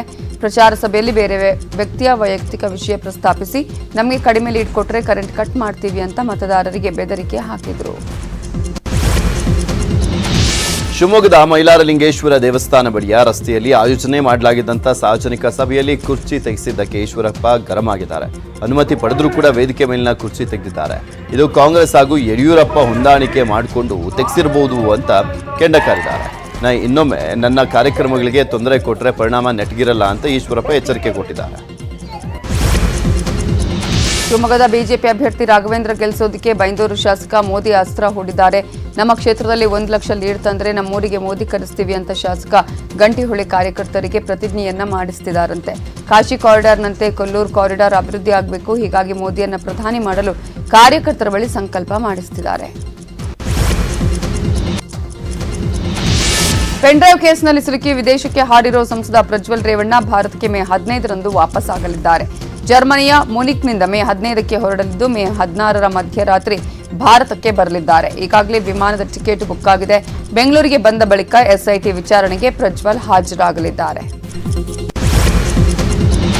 ಪೆನ್ಡ್ರೈವ್ ವಿಡಿಯೋ ವೈರಲ್ ಪ್ರಕರಣದಲ್ಲಿ ವಿದೇಶಕ್ಕೆ ಹಾರಿರುವಂತಹ ಸಂಸದ ಪ್ರಜ್ವಲ್ ರೇವಣ್ಣ ಬೆಂಗಳೂರಿಗೆ ಬರುವುದಕ್ಕೆ ಸಮಯಾವಕಾಶ ಕೇಳಿದ್ದಾರೆ. ವಕೀಲರ ಮೂಲಕ 7 ದಿನಗಳ ಕಾಲಾವಕಾಶ ಬೇಕು ಅಂತ ಮನವಿಯನ್ನು ಮಾಡಿಕೊಂಡಿದ್ದ. ಅಲ್ಲದೆ ಈ ಬಗ್ಗೆ ಪ್ರಜ್ವಲ್ ರೇವಣ್ಣ ಅವರ ಎಕ್ಸ್ನಲ್ಲಿ ಪೋಸ್ಟ್ ಅನ್ನು ಹಾಕಿದ್ದ. ಆದರೆ ಎಸ್ಐಟಿ ಅಧಿಕಾರಿಗಳು ಪ್ರಜ್ವಲ್ ಮನವಿಯನ್ನ ತಿರಸ್ಕರಿಸಿದ್ದಾರೆ. ಗಂಭೀರ ಪ್ರಕರಣ. I'm proud of hard work. India's pride, my pride. VKC Pride. Celebrate hard work. India's pride, my pride. VKC Pride. Celebrate hard work. ನಿಮ್ಮ ಚಿನ್ನವನ್ನ ನೀಡಲಿಕ್ಕೆ ಆಗಲ್ಲ ಅಂತ ಹೇಳಿರುವಂತದ್ದು. ಒಂದು ವೇಳೆ ಇದು ವಿಚಾರಣೆಗೆ ಹಾಜರಾಗದಿದ್ರೆ 2ನೇ ನೋಟಿಸ್ ನೀಡಲಿಕ್ಕೆ ಎಸ್ಐಟಿ ಸಿದ್ಧತೆ ಮಾಡಿಕೊಂಡಿದೆ. ಪ್ರಜ್ವಲ್ ರೇವಣ್ಣ ಎಸ್ಐಟಿಗೆ ಸಮಯಾವಕಾಶ ಕೇಳಿದ ಬೆನ್ನಲ್ಲೇ ಪ್ರಜ್ವಲ್ ಪರ ವಕೀಲ ಅರುಣ್ ಜಿ ನ್ಯೂಸ್ 18 ಜೊತೆ ಮಾತನಾಡಿದ್ದಾರೆ. ವಿಡಿಯೋ ವೈರಲ್ ಆದ ಬೆನ್ನಲ್ಲೇ ಪ್ರಜ್ವಲ್ ರೇವಣ್ಣ ವಿದೇಶಕ್ಕೆ ಹೋಗಿದ್ದಾರೆ ಅನ್ನೋದು ಸುಳ್ಳು. ಮೊದಲೇ ಪ್ಲಾನ್ ಆಗಿತ್ತು, ಹೀಗಾಗಿ ಹೋಗಿದ್ದಾರಷ್ಟೇ. ವೈರಲ್ ಆದ ವಿಡಿಯೋಗಳನ್ನ ಮಾರ್ಫಿಂಗ್ ಮಾಡಿದ್ದಾರೆ ಅಂತ ಪ್ರಜ್ವಲ್ ನನಗೆ ಹೇಳಿದ್ದಾರೆ. ಇದರ ಸತ್ಯಾಸತ್ಯತೆ ತನಿಖೆ ನಂತರ ಗೊತ್ತಾಗುತ್ತೆ ಎಂದರು. ಮಾಜಿ ಸಚಿವ ಎಚ್ ಡಿ ರೇವಣ್ಣಗೆ ಪೆನ್ ಡ್ರೈವ್ ಕೇಸ್ನಲ್ಲಿ ಸಂಕಷ್ಟ ಎದುರಾಗಿದೆ. ಹೊಳೆನರಸೀಪುರದಲ್ಲಿ ನಗರ ಠಾಣೆಯಲ್ಲಿ ದಾಖಲಾಗಿರುವಂತಹ ಲೈಂಗಿಕ ದೌರ್ಜನ್ಯ ಕೇಸ್ ತನಿಖೆಯನ್ನ ಎಸ್ಐಟಿ ತೀವ್ರಗೊಳಿಸಿದೆ. ಈ ಪ್ರಕರಣದಲ್ಲಿ ಮಾಜಿ ಸಚಿವ ಎಚ್ ಡಿ ರೇವಣ್ಣ A1 ಆರೋಪಿ ಆಗಿರುವಂಥದ್ದು. ಹೀಗಾಗಿ ಇಂದು ರೇವಣ್ಣ ಹೊಳೆನರಸೀಪುರ ಠಾಣೆಯಲ್ಲಿ ವಿಚಾರಣೆಗೆ ಹಾಜರಾಗುವಂತ ಸಾಧ್ಯತೆ ಇದೆ. ಒಂದು ವೇಳೆ ವಿಚಾರಣೆಗೆ ಹಾಜರಾಗದಿದ್ರೆ 2 ದಿನ ಸಮಯ ಕೇಳುವಂತ ಸಾಧ್ಯತೆ ಇದೆ. ಸಂಸದ ಪ್ರಜ್ವಲ್ ರೇವಣ್ಣರಿಂದ ಲೈಂಗಿಕ ದೌರ್ಜನ್ಯಕ್ಕೆ ಒಳಗಾದವರು ಎನ್ನಲಾದ ಕೆಲ ಸಂತ್ರಸ್ತೆಯರನ್ನ ಪತ್ತೆ ಹಚ್ಚಿ ಹೇಳಿಕೆ ಪಡೆಯಲು ಎಸ್ಐಟಿ ಪ್ರಯತ್ನ ಮಾಡುತ್ತಿದೆ. ಹಾಸನ ಜಿಲ್ಲೆಯಲ್ಲಿ ಬೀಡುಬಿಟ್ಟಿರುವ ಎಸ್ಐಟಿ ಅಧಿಕಾರಿಗಳ ತಂಡವೊಂದು ಅಶ್ಲೀಲ ವಿಡಿಯೋಗಳನ್ನು ಆಧರಿಸಿ ಕೆಲವು ಸಂತ್ರಸ್ತೆಯರನ್ನ ಪತ್ತೆ ಹಚ್ಚಿದೆ. ಆದರೆ ಸ್ವಯಂ ಪ್ರೇರಿತವಾಗಿ ದೂರು ನೀಡುವುದಕ್ಕಾಗಲಿ ತಮ್ಮ ಮೇಲೆ ಲೈಂಗಿಕ ದೌರ್ಜನ್ಯ ನಡೆದಿರುವುದರ ಬಗ್ಗೆ ಹೇಳಿಕೆ ಕೊಡುವುದಕ್ಕೆ ಸಂತ್ರಸ್ತೆಯರು ನಿರಾಕರಿಸುತ್ತಿದ್ದಾರೆ. ಸಂಸದ ಪ್ರಜ್ವಲ್ ಪೆನ್ ಡ್ರೈವ್ ಪ್ರಕರಣ ರಾಜ್ಯ ರಾಜಕೀಯದಲ್ಲಿ ದೊಡ್ಡ ಬಿರುಗಾಳಿಯನ್ನು ಎಬ್ಬಿಸಿದೆ. ವಿಡಿಯೋ ವೈರಲ್ ಪ್ರಕರಣ ಜೆಡಿಎಸ್ ಪಕ್ಷಕ್ಕೆ ದೊಡ್ಡ ಡ್ಯಾಮೇಜ್ ಮಾಡ್ತಾ ಇದೆ. ಹೀಗಾಗಿ ಎಚ್ ಡಿ ದೇವೇಗೌಡರ ನಿವಾಸದಲ್ಲಿ ಕುಮಾರಸ್ವಾಮಿ, ರೇವಣ್ಣ, ಡಾಕ್ಟರ್ CN ಮಂಜುನಾಥ್ ಮಹತ್ವದ ಚರ್ಚೆಯನ್ನು ಮಾಡಿದರು. ಪಕ್ಷದ ಮೇಲೆ ಆಗುವಂಥ ಪರಿಣಾಮ, ಕುಟುಂಬದ ಮೇಲೆ ಆಗುವಂಥ ಪರಿಣಾಮ, ಮುಂದೆ ಇರುವಂಥ ಚುನಾವಣೆ ಮೇಲೆ ಆಗುವಂಥ ಪರಿಣಾಮ, ಹೀಗೆ ಹಲವು ಅಂಶಗಳ ಬಗ್ಗೆ ಚರ್ಚೆಯನ್ನು ಮಾಡಿದ್ದಾರೆ. ಪ್ರಜ್ವಲ್ ಪೆನ್ ಡ್ರೈವ್ ಲೀಕ್ ಮಾಡಿದ್ಯಾರು ಅನ್ನೋದು ದೊಡ್ಡ ಚರ್ಚೆಯಾಗ್ತಿದೆ. ಈ ಬಗ್ಗೆ ಗರಂ ಆಗಿ ಮಾತಾಡಿದ ಕುಮಾರಸ್ವಾಮಿ, ನಿನ್ನೆ ಡ್ರೈವರ್ ವಿಡಿಯೋ ರಿಲೀಸ್ ಮಾಡಿದ ಅಲ್ವಾ, ಯಾರು ವಿಡಿಯೋ ಮಾಡಿದ್ರು, ಅವನ ಕೈಯಲ್ಲಿ ವಿಡಿಯೋ ಬಿಟ್ಟಿದ್ಯಾರು, ಈ ಚಿಲ್ಲರೆ ಅಣ್ಣ ತಮ್ಮ ಕುಮಾರಸ್ವಾಮಿನೇ ಬಿಟ್ಟಿರ್ಬೇಕು ಅಂತ ಹೇಳ್ತಿದ್ದಾರೆ. ಆದರೆ ಕಾರ್ತಿಕ್ ಈಗ ಎಲ್ಲಿದ್ದಾನೆ, ಆತನನ್ನ ವಿದೇಶಕ್ಕೆ ಕಳುಹಿಸಿದ್ಯಾರು, ನನ್ನನ್ನು ಕೆಣಕಿದ್ರೆ ಸುಮ್ಮನೆ ಬಿಡಲ್ಲ ಅಂತ ಪರೋಕ್ಷವಾಗಿ ಡಿಕೆ ಬ್ರದರ್ಸ್ ವಿರುದ್ಧ ಕಿಡಿಕಾರಿದ್ದಾರೆ.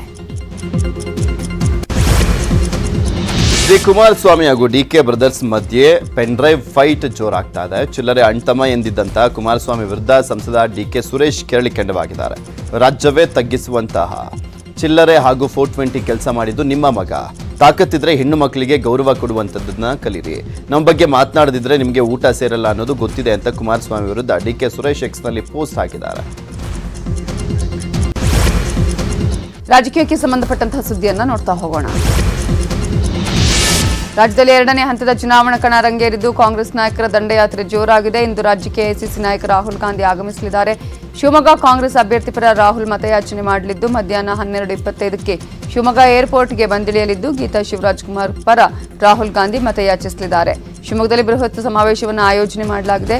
ಸಿಎಂ ಸಿದ್ದರಾಮಯ್ಯ, ಡಿಸಿಎಂ ಡಿಕೆ ಶಿವಕುಮಾರ್, ರಣದೀಪ್ ಸಿಂಗ್ ಸುರ್ಜೇವಾಲಾ, ನಟ ಶಿವರಾಜ್ ಕುಮಾರ್ ಭಾಗಿಯಾಗಲಿದ್ದಾರೆ.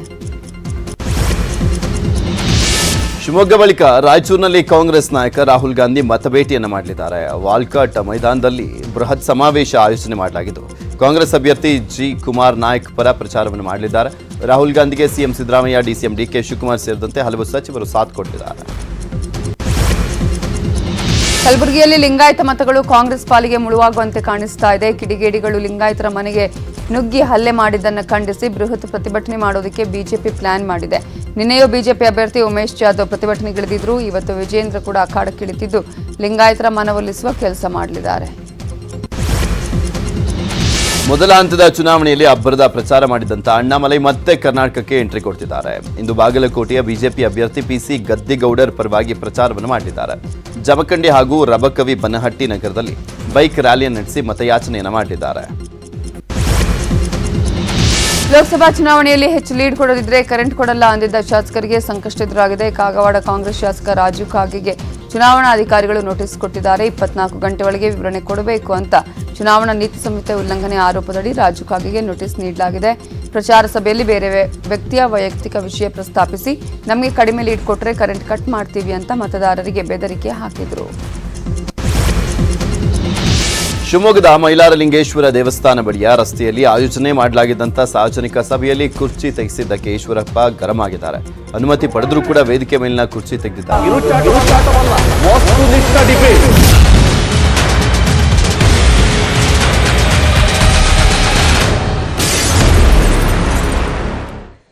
ಬ್ರೇಕಂತರ ಮತ್ತೊಮ್ಮೆ ಸ್ವಾಗತ. ನಾವು ಚರ್ಚೆಯನ್ನು ಮುಂದುವರಿಸೋಣ. ಇಲ್ಲಿ ಒಬ್ರು ಸಂತ್ರಸ್ತೆ ದೂರನ್ನ ಕೂಡ ದಾಖಲಿಸಿದ್ದಾರೆ. ದೂರು ದಾಖಲಿಸಿದ ನಂತರ ಅದರಲ್ಲೂ A1 ಆರೋಪಿ HD ರೇವಣ್ಣ ಇದ್ದಾರೆ, A2 ಪ್ರಜ್ವಲ್ ರೇವಣ್ಣ ಕೂಡ ಇರುವಂಥದ್ದು. ಅಂದರೆ ಒಂದು ಕಡೆಯಲ್ಲಿ ಈ ಮೈತ್ರಿ ವಿಚಾರಕ್ಕೆ ಸಂಬಂಧಪಟ್ಟಂತೆ ಕಾಂಗ್ರೆಸ್ನವ್ರು ಮಾಡ್ತಾ ಇರುವಂತಹ ವಾಗ್ದಾಳಿ, ಮತ್ತೊಂದು ಕಡೆಯಲ್ಲಿ ಗೃಹ ಸಚಿವರು ಹೇಳ್ತಾರೆ ನಾವು ಹೀಗೆ ಮಾಡ್ತೀವಿ, ಹಾಗೆ ಮಾಡ್ತೀವಿ, ಅರೆಸ್ಟ್ ಮಾಡ್ತೀವಿ, ಮತ್ತೊಂದು ಮಾಡ್ತೀವಿ, ಇನ್ನೊಂದು ಮಾಡ್ತೀವಿ ಅಂತ ಹೇಳ್ಕೊಳ್ತಿದ್ದಾರೆ. ಯಾಕೆ ಹಾಗಾದರೆ ರೇವಣ್ಣ ಅವರ ವಿಚಾರಣೆಯೂ ಕೂಡ ನಡೆದಿಲ್ಲ.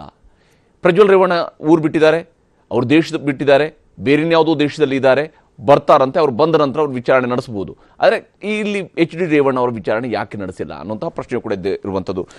ಶಿವಶಂಕರ್ ಅವರೇ, ತಮ್ಮ ಪ್ರಕಾರ ಈ ಇಡೀ ಪ್ರಕರಣವನ್ನು ಗಮನಿಸಿದಾಗ ನಿಜಕ್ಕೂ ಕೂಡ ಮನುಷ್ಯಾದವನು ಇದನ್ನು ಸಹಿಸಿಕೊಳ್ಳೋದಕ್ಕೆ ಸಾಧ್ಯ ಇಲ್ಲ. ಅಂಥದ್ದೊಂದು ವ್ಯಕ್ತಿತ್ವವನ್ನು ಈಗ ಜಗಜ್ಜಾಹೀರು ಮಾಡಿರುವಂಥದ್ದು ಪ್ರಜ್ವಲ್ ರೇವಣ್ಣ ತಾನು ಏನು ಅನ್ನುವಂಥದ್ದನ್ನು.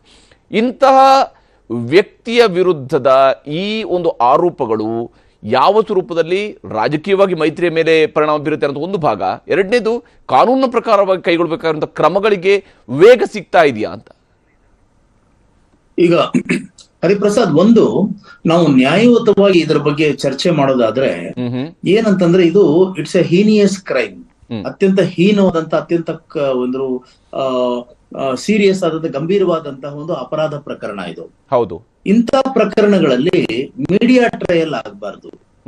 ಮೀಡಿಯಾ ಟ್ರಯಲ್ ಅಂದ್ರೆ ಯಾಕಂದ್ರೆ ಏನು ಸರಿ ತಪ್ಪುಗಳು, ನ್ಯಾಯ ಅನ್ಯಾಯಗಳು, ಆಮೇಲೆ ತೀರ್ಮಾನಗಳು ಮೀಡಿಯಾದಲ್ಲೇ ಆಗುವಂತದ್ದು. ಇದು ಕಾನೂನು ಆಕ್ಚುಲಿ ಸಿಸ್ಟಮ್ ಆಗಿರ್ಬೇಕು ಅನ್ನೋ ಪ್ರಶ್ನೆ ಬೇರೆ. ಅದ್ ಯಾಕೆಂದ್ರೆ ಇದು ಯಾರು ನ್ಯಾಯ ಸಿಕ್ಕುವಂತದ್ದು ಇರ್ಬೇಕಾಗಿತ್ತು ಸಿಸ್ಟಮ್. ಅದು ಇಲ್ಲದೆ ಇದ್ದಾಗ ಮಾಧ್ಯಮ ಮೀಡಿಯಾ ಧ್ವನಿ ಎತ್ತುತ್ತೆ. ಅಂದ್ರೆ ಯಾರಿಗೆ ಧ್ವನಿ ಇಲ್ವೋ ಅವ್ರಿಗೆ ಧ್ವನಿ ಆಗೋದು ಕೂಡ ನಮ್ಮ ಕೆಲಸ. ಅಂದ್ರೆ ಆದ್ರೆ at the same time media ತನ್ನ ಕರ್ತವ್ಯವನ್ನು ನಿರ್ವಹಿಸುವಾಗ ಬಹಳ ಎಚ್ಚರವಾಗಿ ಇರಬೇಕಾಗುತ್ತೆ. ಯಾಕಂದ್ರೆ ಇಲ್ಲ ಹೋದ್ರೆ ಇವ್ರು ಮಾಡಿದಂತ ಅಪರಾಧ ಕೆಲಸಗಳನ್ನ ನಾವು ಮಾಡ್ದಂಗಾಗುತ್ತೆ. ಸೊ ಅಲ್ಲಿ ಮೀಡಿಯಾ ಟ್ರಯಲ್ ಆಗ್ಬಾರ್ದು ಅನ್ನೋ ಎಚ್ಚರಿಕೆ ನಮಗೂ ಇರ್ಬೇಕು. ಯಾಕೆಂತಂದ್ರೆ ಈಗ ಯಾರೋ ಒಬ್ರು ಅಕ್ಯೂಸ್ಡ್ ಇದ್ದಾರೆ, ಅಕ್ಯೂಸ್ಡ್ ಅಷ್ಟೇನೆ. ಹಾಗಾಗಿ ಅವ್ರನ್ನ ನಾವು ಜಂಪ್ ದಿ ಗನ್ಸ್ ಅಂದ್ರೆ ನಾವು ತೀರ್ಮಾನ ತಗೊಂಡು ಅವ್ರ ಅಪರಾಧಿ ಆಗ್ಬಿಟ್ರು ಅನ್ನೋದು ಕೂಡ ಅಷ್ಟು ಸೂಕ್ತ ಅಲ್ಲ. ಹಾಗಾಗಿ ನಾವು ಎಚ್ಚರಿಕೆ ಅಂದ್ರೆ ಆ ಒಂದು ಜವಾಬ್ದಾರಿಯಿಂದಾನೇ ಇಲ್ಲಿ ಚರ್ಚೆ ನಡಿಬೇಕಾಗುತ್ತೆ. ಆದ್ರೆ ಸಮಸ್ಯೆ ಏನು ಅಂತಂದ್ರೆ ಇಲ್ಲಿ ಈಗ ನೀವು ಕೆಲವೊಂದು ಹೆಸರುಗಳನ್ನ ಹೇಳಿದ್ರಿ. ಪ್ರಾಬ್ಲಮ್ ಏನಾಗುತ್ತೆ ಅಂತಂದ್ರೆ ಈಗ ಈ ರಾಜಕೀಯ ಅನ್ನೋದಿದೆಯಲ್ಲ, ಬಿಜೆಪಿ ಇರ್ಬೋದು, JDS ನವರು ಇರ್ಬೋದು, ಯಾವತ್ತೂ ಅವರು ಕರೆಕ್ಟ್ ನಿಮ್ಮ ಧ್ವನಿ ನಂಗೆ ಸ್ಪಷ್ಟವಾಗಿ ಕೇಳ್ತಾ ಇಲ್ಲ. ಜಸ್ಟ್ ನಾನು ನಿಮ್ಮನ್ನ ಮತ್ತೆ ಸಂಪರ್ಕಿಸ್ತೀನಿ. ಬಹಳಷ್ಟು ವಿಚಾರಗಳನ್ನು ಮಾತನಾಡುವಂಥದ್ದಿದೆ. ಯಾಕಂದ್ರೆ ಇಲ್ಲಿ ಈ ಪ್ರಕರಣದಲ್ಲಿ ಹೌದು ಮೀಡಿಯಾ ಟ್ರಯಲ್ ಆಗಬಾರ್ದು ಅನ್ನೋಂಥದ್ದು ನಿಜ. ಆದರೆ ಈ ಪ್ರಕರಣದಲ್ಲಿ ಈ ಪ್ರಕರಣ ಆಚೆ ಬರೋದಕ್ಕೆ ಕಾರಣ ಆಗಿರುವಂಥದ್ದು ಕೂಡ ಈಗಾಗಲೇ ವೈರಲ್ ಆಗಿರುವಂತಹ ವಿಡಿಯೋಗಳು ಅನ್ನುವಂಥದ್ದು ಕೂಡ ಅಷ್ಟೇ ಗಮನಾರ್ಹವಾಗಿರುವಂತಹ ಅಂಶ. ಅಥವಾ ಯಾವ ಪೆನ್ ಡ್ರೈವ್ ಬಂದು ಈ ಪ್ರಕರಣವು ಕೂಡ ಬೆಳಕು ಬಂತೆ. ಒಂದಷ್ಟು ಮಂದಿ ಅಲ್ಲಿ ವಿಡಿಯೋ ಇದೆಯಂತೆ, ಇನ್ನೊಂದು ಇದೆಯಂತೆ. ಮತ್ತೆ ನಮ್ಮಲ್ಲಿ ಇನ್ನೊಂದು ನಡೀತಾ ಇದೆ ಕರ್ನಾಟಕದಲ್ಲಿ. ಪ್ರಜ್ವಲ್ ರೇವಣ್ಣ ಕೂಡ ಇನ್ಫ್ಯಾಕ್ಟ್ ಮಾಡ್ಕೊಂಡಿದ್ದಾರೆ. ಏನು ತನ್ನ ಮೇಲೆ ಇರಬಹುದಾಗಿರುವಂಥ ಯಾವುದೇ ರೀತಿಯಾದಂತಹ ವಿಡಿಯೋಗಳನ್ನು ಪ್ಲೇ ಮಾಡದಂತೆ ಒಂದು ಇಂಜೆಕ್ಷನ್ ತೆಗೆದುಕೊಂಡು ಬರುವಂಥದ್ದು ಕೂಡ, ಮಾಧ್ಯಮಗಳ ಮೇಲೆ ಒಂದು ನಿಯಂತ್ರಣವನ್ನು ತರುವಂತಹ ಕೆಲಸವನ್ನು ಕೂಡ ಅವರು ಮಾಡಿರುವಂಥದ್ದು ಕಂಡು ಬಂದಾಗ ನಾವು ಕಳೆದ 1-2 ವರ್ಷದ ಅವಧಿಯಲ್ಲಿ ಎಷ್ಟು ಜನ ರಾಜಕಾರಣಿಗಳು ಈ ರೀತಿಯಾದಂತಹ ಇಂಜೆಕ್ಷನ್ಗಳನ್ನು ತೆಗೆದುಕೊಂಡು ಬಂದಿದ್ದಾರೆ ಅಂತ ಹೇಳಿದಾಗ ಅವರ ಸುತ್ತಲೂ ಕೂಡ ಇಂಥದ್ದೇ ಅನುಮಾನಗಳು ಬರೋದಕ್ಕೆ ಕಾರಣ ಆಗಿತ್ತು. ಅಂತಹ ಅನುಮಾನ ಪ್ರಜ್ವಲ್ ರೇವಣ್ಣ ಅವರ ವಿರುದ್ಧವೂ ಕೂಡ ಇತ್ತು. ಇವಾಗಿನ ಚರ್ಚೆ ನಾನು ಮುಂದುವರಿಸ್ತೀನಿ ಚಿಕ್ಕ ಬ್ರೇಕ್ ನಂತರ.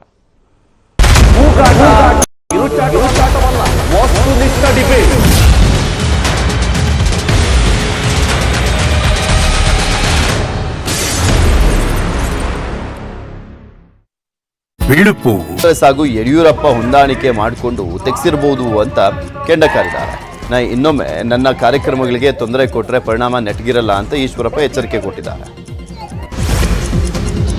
ಶಿವಮೊಗ್ಗದ ಬಿಜೆಪಿ ಅಭ್ಯರ್ಥಿ ರಾಘವೇಂದ್ರ ಗೆಲ್ಲಿಸೋದಕ್ಕೆ ಬೈಂದೂರು ಶಾಸಕ ಮೋದಿ ಅಸ್ತ್ರ ಹೂಡಿದ್ದಾರೆ.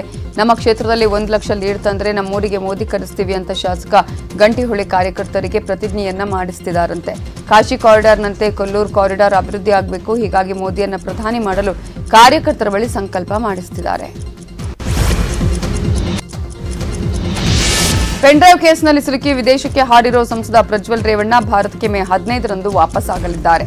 ಜರ್ಮನಿಯ ಮುನಿಕ್ನಿಂದ ಮೇ 15ಕ್ಕೆ ಹೊರಡಲಿದ್ದು ಮೇ 16ರ ಮಧ್ಯರಾತ್ರಿ ಭಾರತಕ್ಕೆ ಬರಲಿದ್ದಾರೆ. ಈಗಾಗಲೇ ವಿಮಾನದ ಟಿಕೆಟ್ ಬುಕ್ ಆಗಿದೆ. ಬೆಂಗಳೂರಿಗೆ ಬಂದ ಬಳಿಕ SIT ವಿಚಾರಣೆಗೆ ಪ್ರಜ್ವಲ್ ಹಾಜರಾಗಲಿದ್ದಾರೆ. ಪೆನ್ಡ್ರೈವ್ ವಿಡಿಯೋ ವೈರಲ್ ಪ್ರಕರಣದಲ್ಲಿ ವಿದೇಶಕ್ಕೆ ಹಾರಿರುವಂತಹ ಸಂಸದ ಪ್ರಜ್ವಲ್ ರೇವಣ್ಣ ಬೆಂಗಳೂರಿಗೆ ಬರುವುದಕ್ಕೆ ಸಮಯಾವಕಾಶ ಕೇಳಿದ್ದಾರೆ. ವಕೀಲರ ಮೂಲಕ 7 ದಿನಗಳ ಕಾಲಾವಕಾಶ ಬೇಕು ಅಂತ ಮನವಿಯನ್ನು ಮಾಡಿಕೊಂಡಿದ್ದ. ಅಲ್ಲದೆ ಈ ಬಗ್ಗೆ ಪ್ರಜ್ವಲ್ ರೇವಣ್ಣ ಅವರ ಎಕ್ಸ್ನಲ್ಲಿ ಪೋಸ್ಟ್ ಅನ್ನು ಹಾಕಿದ್ದ. ಆದರೆ ಎಸ್ಐಟಿ ಅಧಿಕಾರಿಗಳು ಪ್ರಜ್ವಲ್ ಮನವಿಯನ್ನ ತಿರಸ್ಕರಿಸಿದ್ದಾರೆ. ಗಂಭೀರ ಪ್ರಕರಣ ಆಗಿರೋದ್ರಿಂದ ಕಾಲಾವಕಾಶ ನೀಡಲಿಕ್ಕೆ ಆಗಲ್ಲ ಅಂತ ಹೇಳಿರುವಂಥದ್ದು. ಒಂದು ವೇಳೆ ಇದು ವಿಚಾರಣೆಗೆ ಹಾಜರಾಗದಿದ್ರೆ 2ನೇ ನೋಟಿಸ್ ನೀಡಲಿಕ್ಕೆ ಎಸ್ಐಟಿ ಸಿದ್ಧತೆ ಮಾಡಿಕೊಂಡಿದೆ. ಪ್ರಜ್ವಲ್ ರೇವಣ್ಣ ಎಸ್ಐಟಿಗೆ ಸಮಯಾವಕಾಶ ಕೇಳಿದ ಬೆನ್ನಲ್ಲೇ ಪ್ರಜ್ವಲ್ ಪರ ವಕೀಲ ಅರುಣ್ ಜಿ ನ್ಯೂಸ್ 18 ಜೊತೆ ಮಾತನಾಡಿದ್ದಾರೆ. ವಿಡಿಯೋ ವೈರಲ್ ಆದ ಬೆನ್ನಲ್ಲೇ ಪ್ರಜ್ವಲ್ ರೇವಣ್ಣ ವಿದೇಶಕ್ಕೆ ಹೋಗಿದ್ದಾರೆ ಅನ್ನೋದು ಸುಳ್ಳು. ಮೊದಲೇ ಪ್ಲಾನ್ ಆಗಿತ್ತು, ಹೀಗಾಗಿ ಹೋಗಿದ್ದಾರಷ್ಟೇ. ವೈರಲ್ ಆದ ವಿಡಿಯೋಗಳನ್ನ ಮಾರ್ಫಿಂಗ್ ಮಾಡಿದ್ದಾರೆ ಅಂತ ಪ್ರಜ್ವಲ್ ನನಗೆ ಹೇಳಿದ್ದಾರೆ. ಇದರ ಸತ್ಯಾಸತ್ಯತೆ ತನಿಖೆ ನಂತರ ಗೊತ್ತಾಗುತ್ತೆ ಅಂದ್ರು. ಮಾಜಿ ಸಚಿವ ಎಚ್.ಡಿ. ರೇವಣ್ಣಗೆ ಪೆನ್ಡ್ರೈವ್ ಕೇಸ್ನಲ್ಲಿ ಸಂಕಷ್ಟ ಎದುರಾಗಿದೆ. ಹೊಳೆನರಸೀಪುರದಲ್ಲಿ ನಗರ ಠಾಣೆಯಲ್ಲಿ ದಾಖಲಾಗಿರುವಂತಹ ಲೈಂಗಿಕ ದೌರ್ಜನ್ಯ ಕೇಸ್ ತನಿಖೆಯನ್ನ ಎಸ್ಐಟಿ ತೀವ್ರಗೊಳಿಸಿದೆ. ಈ ಪ್ರಕರಣದಲ್ಲಿ ಮಾಜಿ ಸಚಿವ ಎಚ್.ಡಿ. ರೇವಣ್ಣ A1 ಆರೋಪಿ ಆಗಿರುವಂಥದ್ದು. ಹೀಗಾಗಿ ಇಂದು ರೇವಣ್ಣ ಹೊಳೆನರಸೀಪುರ ಠಾಣೆಯಲ್ಲಿ ವಿಚಾರಣೆಗೆ ಹಾಜರಾಗುವಂತ ಸಾಧ್ಯತೆ ಇದೆ. ಒಂದು ವೇಳೆ ವಿಚಾರಣೆಗೆ ಹಾಜರಾಗದಿದ್ರೆ 2 ದಿನ ಸಮಯ ಕೇಳುವಂತ ಸಾಧ್ಯತೆ ಇದೆ. ಸಂಸದ ಪ್ರಜ್ವಲ್ ರೇವಣ್ಣರಿಂದ ಲೈಂಗಿಕ ದೌರ್ಜನ್ಯಕ್ಕೆ ಒಳಗಾದವರು ಎನ್ನಲಾದ ಕೆಲ ಸಂತ್ರಸ್ತೆಯರನ್ನ ಪತ್ತೆ ಹಚ್ಚಿ ಹೇಳಿಕೆ ಪಡೆಯಲು ಎಸ್ಐಟಿ ಪ್ರಯತ್ನ ಮಾಡುತ್ತಿದೆ.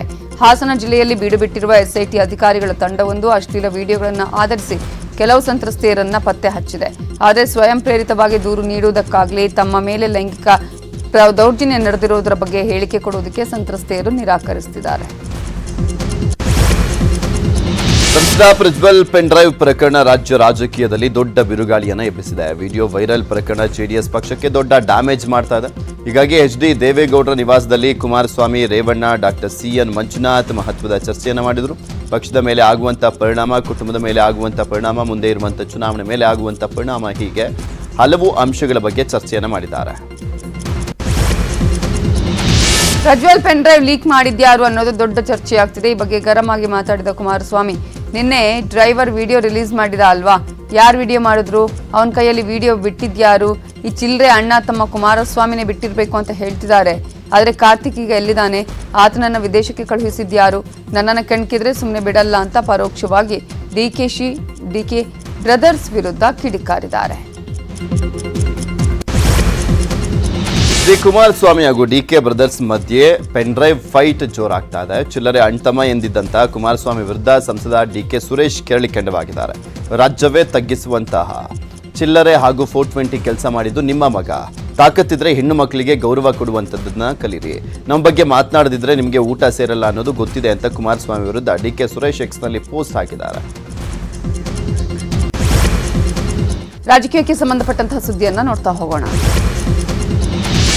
ರಾಜ್ಯದಲ್ಲಿ 2ನೇ ಹಂತದ ಚುನಾವಣಾ ಕಣ ರಂಗೇರಿದ್ದು ಕಾಂಗ್ರೆಸ್ ನಾಯಕರ ದಂಡಯಾತ್ರೆ ಜೋರಾಗಿದೆ. ಇಂದು ರಾಜ್ಯಕ್ಕೆ ಎಐಸಿಸಿ ನಾಯಕ ರಾಹುಲ್ ಗಾಂಧಿ ಆಗಮಿಸಲಿದ್ದಾರೆ. ಶಿವಮೊಗ್ಗ ಕಾಂಗ್ರೆಸ್ ಅಭ್ಯರ್ಥಿ ಪರ ರಾಹುಲ್ ಮತಯಾಚನೆ ಮಾಡಲಿದ್ದು ಮಧ್ಯಾಹ್ನ 12:25ಕ್ಕೆ ಶಿವಮೊಗ್ಗ ಏರ್ಪೋರ್ಟ್ಗೆ ಬಂದಿಳಿಯಲಿದ್ದು ಗೀತಾ ಶಿವರಾಜ್ಕುಮಾರ್ ಪರ ರಾಹುಲ್ ಗಾಂಧಿ ಮತಯಾಚಿಸಲಿದ್ದಾರೆ. ಶಿವಮೊಗ್ಗದಲ್ಲಿ ಬೃಹತ್ ಸಮಾವೇಶವನ್ನು ಆಯೋಜನೆ ಮಾಡಲಾಗಿದೆ. ಸಿಎಂ ಸಿದ್ದರಾಮಯ್ಯ, ಡಿಸಿಎಂ ಡಿಕೆ ಶಿವಕುಮಾರ್, ರಣದೀಪ್ ಸಿಂಗ್ ಸುರ್ಜೇವಾಲಾ, ನಟ ಶಿವರಾಜ್ಕುಮಾರ್ ಭಾಗಿಯಾಗಲಿದ್ದಾರೆ. ಶಿವಮೊಗ್ಗ ಬಳಿಕ ರಾಯಚೂರಿನಲ್ಲಿ ಕಾಂಗ್ರೆಸ್ ನಾಯಕ ರಾಹುಲ್ ಗಾಂಧಿ ಮತಭೇಟಿಯನ್ನು ಮಾಡಲಿದ್ದಾರೆ. ವಾಲ್ಕಾಟ್ ಮೈದಾನದಲ್ಲಿ ಬೃಹತ್ ಸಮಾವೇಶ ಆಯೋಜನೆ ಮಾಡಲಾಗಿದ್ದು ಕಾಂಗ್ರೆಸ್ ಅಭ್ಯರ್ಥಿ ಜಿ ಕುಮಾರ್ ನಾಯಕ್ ಪರ ಪ್ರಚಾರವನ್ನು ಮಾಡಲಿದ್ದಾರೆ. ರಾಹುಲ್ ಗಾಂಧಿಗೆ ಸಿಎಂ ಸಿದ್ದರಾಮಯ್ಯ, ಡಿಸಿಎಂ ಡಿಕೆ ಶಿವಕುಮಾರ್ ಸೇರಿದಂತೆ ಹಲವು ಸಚಿವರು ಸಾಥ್ ಕೊಟ್ಟಿದ್ದಾರೆ. ಕಲಬುರಗಿಯಲ್ಲಿ ಲಿಂಗಾಯತ ಮತಗಳು ಕಾಂಗ್ರೆಸ್ ಪಾಲಿಗೆ ಮುಳುವಾಗುವಂತೆ. I am proud of hard work. India's pride, my pride. VKC Pride. Celebrate hard work. India's pride, my pride. VKC Pride. Celebrate hard work. ಒಂದು ಮತದಿಂದ ಕೇಡಿಗಳು ಲಿಂಗಾಯತರ ಮನೆಗೆ ನುಗ್ಗಿ ಹಲ್ಲೆ ಮಾಡಿದ್ದನ್ನು ಖಂಡಿಸಿ ಬೃಹತ್ ಪ್ರತಿಭಟನೆ ಮಾಡೋದಕ್ಕೆ ಬಿಜೆಪಿ ಪ್ಲಾನ್ ಮಾಡಿದೆ. ನಿನ್ನೆಯೂ ಬಿಜೆಪಿ ಅಭ್ಯರ್ಥಿ ಉಮೇಶ್ ಜಾಧವ್ ಪ್ರತಿಭಟನೆಗಿಳಿದಿದ್ರು. ಇವತ್ತು ವಿಜೇಂದ್ರ ಕೂಡ ಅಖಾಡಕ್ಕಿಳಿದಿದ್ದು ಲಿಂಗಾಯತರ ಮನವೊಲಿಸುವ ಕೆಲಸ ಮಾಡಲಿದ್ದಾರೆ. ಮೊದಲ ಹಂತದ ಚುನಾವಣೆಯಲ್ಲಿ ಅಬ್ಬರದ ಪ್ರಚಾರ ಮಾಡಿದಂತ ಅಣ್ಣಾಮಲೈ ಮತ್ತೆ ಕರ್ನಾಟಕಕ್ಕೆ ಎಂಟ್ರಿ ಕೊಡ್ತಿದ್ದಾರೆ. ಇಂದು ಬಾಗಲಕೋಟೆಯ ಬಿಜೆಪಿ ಅಭ್ಯರ್ಥಿ ಪಿಸಿ ಗದ್ದಿಗೌಡರ್ ಪರವಾಗಿ ಪ್ರಚಾರವನ್ನು ಮಾಡಲಿದ್ದಾರೆ. ಜಮಖಂಡಿ ಹಾಗೂ ರಬಕವಿ ಬನಹಟ್ಟಿ ನಗರದಲ್ಲಿ ಬೈಕ್ ರ್ಯಾಲಿಯನ್ನು ನಡೆಸಿ ಮತಯಾಚನೆಯನ್ನು ಮಾಡಲಿದ್ದಾರೆ. ಲೋಕಸಭಾ ಚುನಾವಣೆಯಲ್ಲಿ ಹೆಚ್ಚು ಲೀಡ್ ಕೊಡದಿದ್ರೆ ಕರೆಂಟ್ ಕೊಡಲ್ಲ ಅಂದಿದ್ದ ಶಾಸಕರಿಗೆ ಸಂಕಷ್ಟ ಎದುರಾಗಿದೆ. ಕಾಗವಾಡ ಕಾಂಗ್ರೆಸ್ ಶಾಸಕ ರಾಜು ಕಾಗೆಗೆ ಚುನಾವಣಾ ಅಧಿಕಾರಿಗಳು ನೋಟಿಸ್ ಕೊಟ್ಟಿದ್ದಾರೆ. 24 ಗಂಟೆ ಒಳಗೆ ವಿವರಣೆ ಕೊಡಬೇಕು ಅಂತ ಚುನಾವಣಾ ನೀತಿ ಸಂಹಿತೆ ಉಲ್ಲಂಘನೆ ಆರೋಪದಡಿ ರಾಜು ಕಾಗೆಗೆ ನೋಟಿಸ್ ನೀಡಲಾಗಿದೆ. ಪ್ರಚಾರ ಸಭೆಯಲ್ಲಿ ಬೇರೆ ವ್ಯಕ್ತಿಯ ವೈಯಕ್ತಿಕ ವಿಷಯ ಪ್ರಸ್ತಾಪಿಸಿ ನಮಗೆ ಕಡಿಮೆ ಲೀಡ್ ಕೊಟ್ಟರೆ ಕರೆಂಟ್ ಕಟ್ ಮಾಡ್ತೀವಿ ಅಂತ ಮತದಾರರಿಗೆ ಬೆದರಿಕೆ ಹಾಕಿದ್ರು. ಶಿವಮೊಗ್ಗದ ಮೈಲಾರಲಿಂಗೇಶ್ವರ ದೇವಸ್ಥಾನ ಬಳಿಯ ರಸ್ತೆಯಲ್ಲಿ ಆಯೋಜನೆ ಮಾಡಲಾಗಿದ್ದಂಥ ಸಾರ್ವಜನಿಕ ಸಭೆಯಲ್ಲಿ ಕುರ್ಚಿ ತೆಗೆಸಿದ್ದಕ್ಕೆ ಈಶ್ವರಪ್ಪ ಗರಂ ಆಗಿದ್ದಾರೆ. ಅನುಮತಿ ಪಡೆದರೂ ಕೂಡ ವೇದಿಕೆ ಮೇಲಿನ ಕುರ್ಚಿ ತೆಗೆದಿದ್ದಾರೆ. ಇದು ಕಾಂಗ್ರೆಸ್ ಹಾಗೂ ಯಡಿಯೂರಪ್ಪ ಹೊಂದಾಣಿಕೆ ಮಾಡಿಕೊಂಡು ತೆಗೆಸಿರಬಹುದು ಅಂತ ಕೆಂಡಕಾರಿದ್ದಾರೆ. ಇನ್ನೊಮ್ಮೆ ನನ್ನ ಕಾರ್ಯಕ್ರಮಗಳಿಗೆ ತೊಂದರೆ ಕೊಟ್ಟರೆ ಪರಿಣಾಮ ನೆಟ್ಗಿರಲ್ಲ ಅಂತ ಈಶ್ವರಪ್ಪ ಎಚ್ಚರಿಕೆ ಕೊಟ್ಟಿದ್ದಾರೆ. ಶಿವಮೊಗ್ಗದ ಬಿಜೆಪಿ ಅಭ್ಯರ್ಥಿ ರಾಘವೇಂದ್ರ ಗೆಲ್ಲಿಸೋದಕ್ಕೆ ಬೈಂದೂರು ಶಾಸಕ ಮೋದಿ ಅಸ್ತ್ರ ಹೂಡಿದ್ದಾರೆ. ನಮ್ಮ ಕ್ಷೇತ್ರದಲ್ಲಿ 1 ಲಕ್ಷ ಲೀಡ್ ತಂದ್ರೆ ನಮ್ಮೂರಿಗೆ ಮೋದಿ ಕರೆಸ್ತೀವಿ ಅಂತ ಶಾಸಕ ಗಂಟಿಹೊಳೆ ಕಾರ್ಯಕರ್ತರಿಗೆ ಪ್ರತಿಜ್ಞೆಯನ್ನ ಮಾಡಿಸ್ತಿದ್ದಾರಂತೆ. ಕಾಶಿ ಕಾರಿಡಾರ್ನಂತೆ ಕೊಲ್ಲೂರು ಕಾರಿಡಾರ್ ಅಭಿವೃದ್ಧಿ ಆಗಬೇಕು, ಹೀಗಾಗಿ ಮೋದಿಯನ್ನ ಪ್ರಧಾನಿ ಮಾಡಲು ಕಾರ್ಯಕರ್ತರ ಬಳಿ ಸಂಕಲ್ಪ ಮಾಡಿಸ್ತಿದ್ದಾರೆ. ಪೆನ್ಡ್ರೈವ್ ಕೇಸ್ನಲ್ಲಿ ಸಿಲುಕಿ ವಿದೇಶಕ್ಕೆ ಹಾರಿರೋ ಸಂಸದ ಪ್ರಜ್ವಲ್ ರೇವಣ್ಣ ಭಾರತಕ್ಕೆ ಮೇ 15ರಂದು ವಾಪಸ್ ಆಗಲಿದ್ದಾರೆ. ಜರ್ಮನಿಯ ಮುನಿಕ್ನಿಂದ ಮೇ 15ಕ್ಕೆ ಹೊರಡಲಿದ್ದು ಮೇ 16ರ ಮಧ್ಯರಾತ್ರಿ ಭಾರತಕ್ಕೆ ಬರಲಿದ್ದಾರೆ. ಈಗಾಗಲೇ ವಿಮಾನದ ಟಿಕೆಟ್ ಬುಕ್ ಆಗಿದೆ. ಬೆಂಗಳೂರಿಗೆ ಬಂದ ಬಳಿಕ ಎಸ್ಐಟಿ ವಿಚಾರಣೆಗೆ ಪ್ರಜ್ವಲ್ ಹಾಜರಾಗಲಿದ್ದಾರೆ. ಪೆನ್ಡ್ರೈವ್ ವಿಡಿಯೋ ವೈರಲ್ ಪ್ರಕರಣದಲ್ಲಿ ವಿದೇಶಕ್ಕೆ ಹಾರಿರುವಂತಹ ಸಂಸದ ಪ್ರಜ್ವಲ್ ರೇವಣ್ಣ ಬೆಂಗಳೂರಿಗೆ ಬರುವುದಕ್ಕೆ ಸಮಯಾವಕಾಶ ಕೇಳಿದ್ದಾರೆ. ವಕೀಲರ ಮೂಲಕ 7 ದಿನಗಳ ಕಾಲಾವಕಾಶ ಬೇಕು ಅಂತ ಮನವಿಯನ್ನು ಮಾಡಿಕೊಂಡಿದ್ದ. ಅಲ್ಲದೆ ಈ ಬಗ್ಗೆ ಪ್ರಜ್ವಲ್ ರೇವಣ್ಣ ಅವರ ಎಕ್ಸ್ನಲ್ಲಿ ಪೋಸ್ಟ್ ಅನ್ನು ಹಾಕಿದ್ದ. ಆದರೆ ಎಸ್ಐಟಿ ಅಧಿಕಾರಿಗಳು ಪ್ರಜ್ವಲ್ ಮನವಿಯನ್ನ ತಿರಸ್ಕರಿಸಿದ್ದಾರೆ. ಗಂಭೀರ ಪ್ರಕರಣ ಆಗಿರೋದ್ರಿಂದ ಕಾಲಾವಕಾಶ ನೀಡಲಿಕ್ಕೆ ಆಗಲ್ಲ ಅಂತ ಹೇಳಿರುವಂಥದ್ದು. ಒಂದು ವೇಳೆ ಇದು ವಿಚಾರಣೆಗೆ ಹಾಜರಾಗದಿದ್ರೆ 2ನೇ ನೋಟಿಸ್ ನೀಡಲಿಕ್ಕೆ ಎಸ್ಐಟಿ ಸಿದ್ಧತೆ ಮಾಡಿಕೊಂಡಿದೆ. ಪ್ರಜ್ವಲ್ ರೇವಣ್ಣ ಎಸ್ಐಟಿಗೆ ಸಮಯಾವಕಾಶ ಕೇಳಿದ ಬೆನ್ನಲ್ಲೇ ಪ್ರಜ್ವಲ್ ಪರ ವಕೀಲ ಅರುಣ್ ಜಿ ನ್ಯೂಸ್ 18 ಜೊತೆ ಮಾತನಾಡಿದ್ದಾರೆ. ವಿಡಿಯೋ ವೈರಲ್ ಆದ ಬೆನ್ನಲ್ಲೇ ಪ್ರಜ್ವಲ್ ರೇವಣ್ಣ ವಿದೇಶಕ್ಕೆ ಹೋಗಿದ್ದಾರೆ ಅನ್ನೋದು ಸುಳ್ಳು. ಮೊದಲೇ ಪ್ಲಾನ್ ಆಗಿತ್ತು, ಹೀಗಾಗಿ ಹೋಗಿದ್ದಾರಷ್ಟೇ.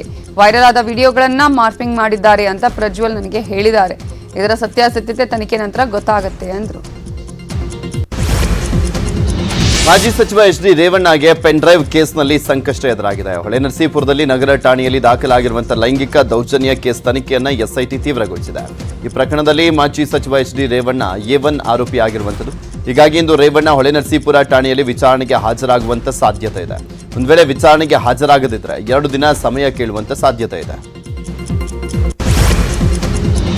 ಸಂಸದ ಪ್ರಜ್ವಲ್ ರೇವಣ್ಣರಿಂದ ಲೈಂಗಿಕ ದೌರ್ಜನ್ಯಕ್ಕೆ ಒಳಗಾದವರು ಎನ್ನಲಾದ ಕೆಲ ಸಂತ್ರಸ್ತೆಯರನ್ನ ಪತ್ತೆ ಹಚ್ಚಿ ಹೇಳಿಕೆ ಪಡೆಯಲು ಎಸ್ಐಟಿ ಪ್ರಯತ್ನ ಮಾಡುತ್ತಿದೆ. ಹಾಸನ ಜಿಲ್ಲೆಯಲ್ಲಿ ಬೀಡುಬಿಟ್ಟಿರುವ ಎಸ್ಐಟಿ ಅಧಿಕಾರಿಗಳ ತಂಡವೊಂದು ಅಶ್ಲೀಲ ವಿಡಿಯೋಗಳನ್ನು ಆಧರಿಸಿ ಕೆಲವು ಸಂತ್ರಸ್ತೆಯರನ್ನ ಪತ್ತೆ ಹಚ್ಚಿದೆ. ಆದರೆ ಸ್ವಯಂ ಪ್ರೇರಿತವಾಗಿ ದೂರು ನೀಡುವುದಕ್ಕಾಗಲಿ ತಮ್ಮ ಮೇಲೆ ಲೈಂಗಿಕ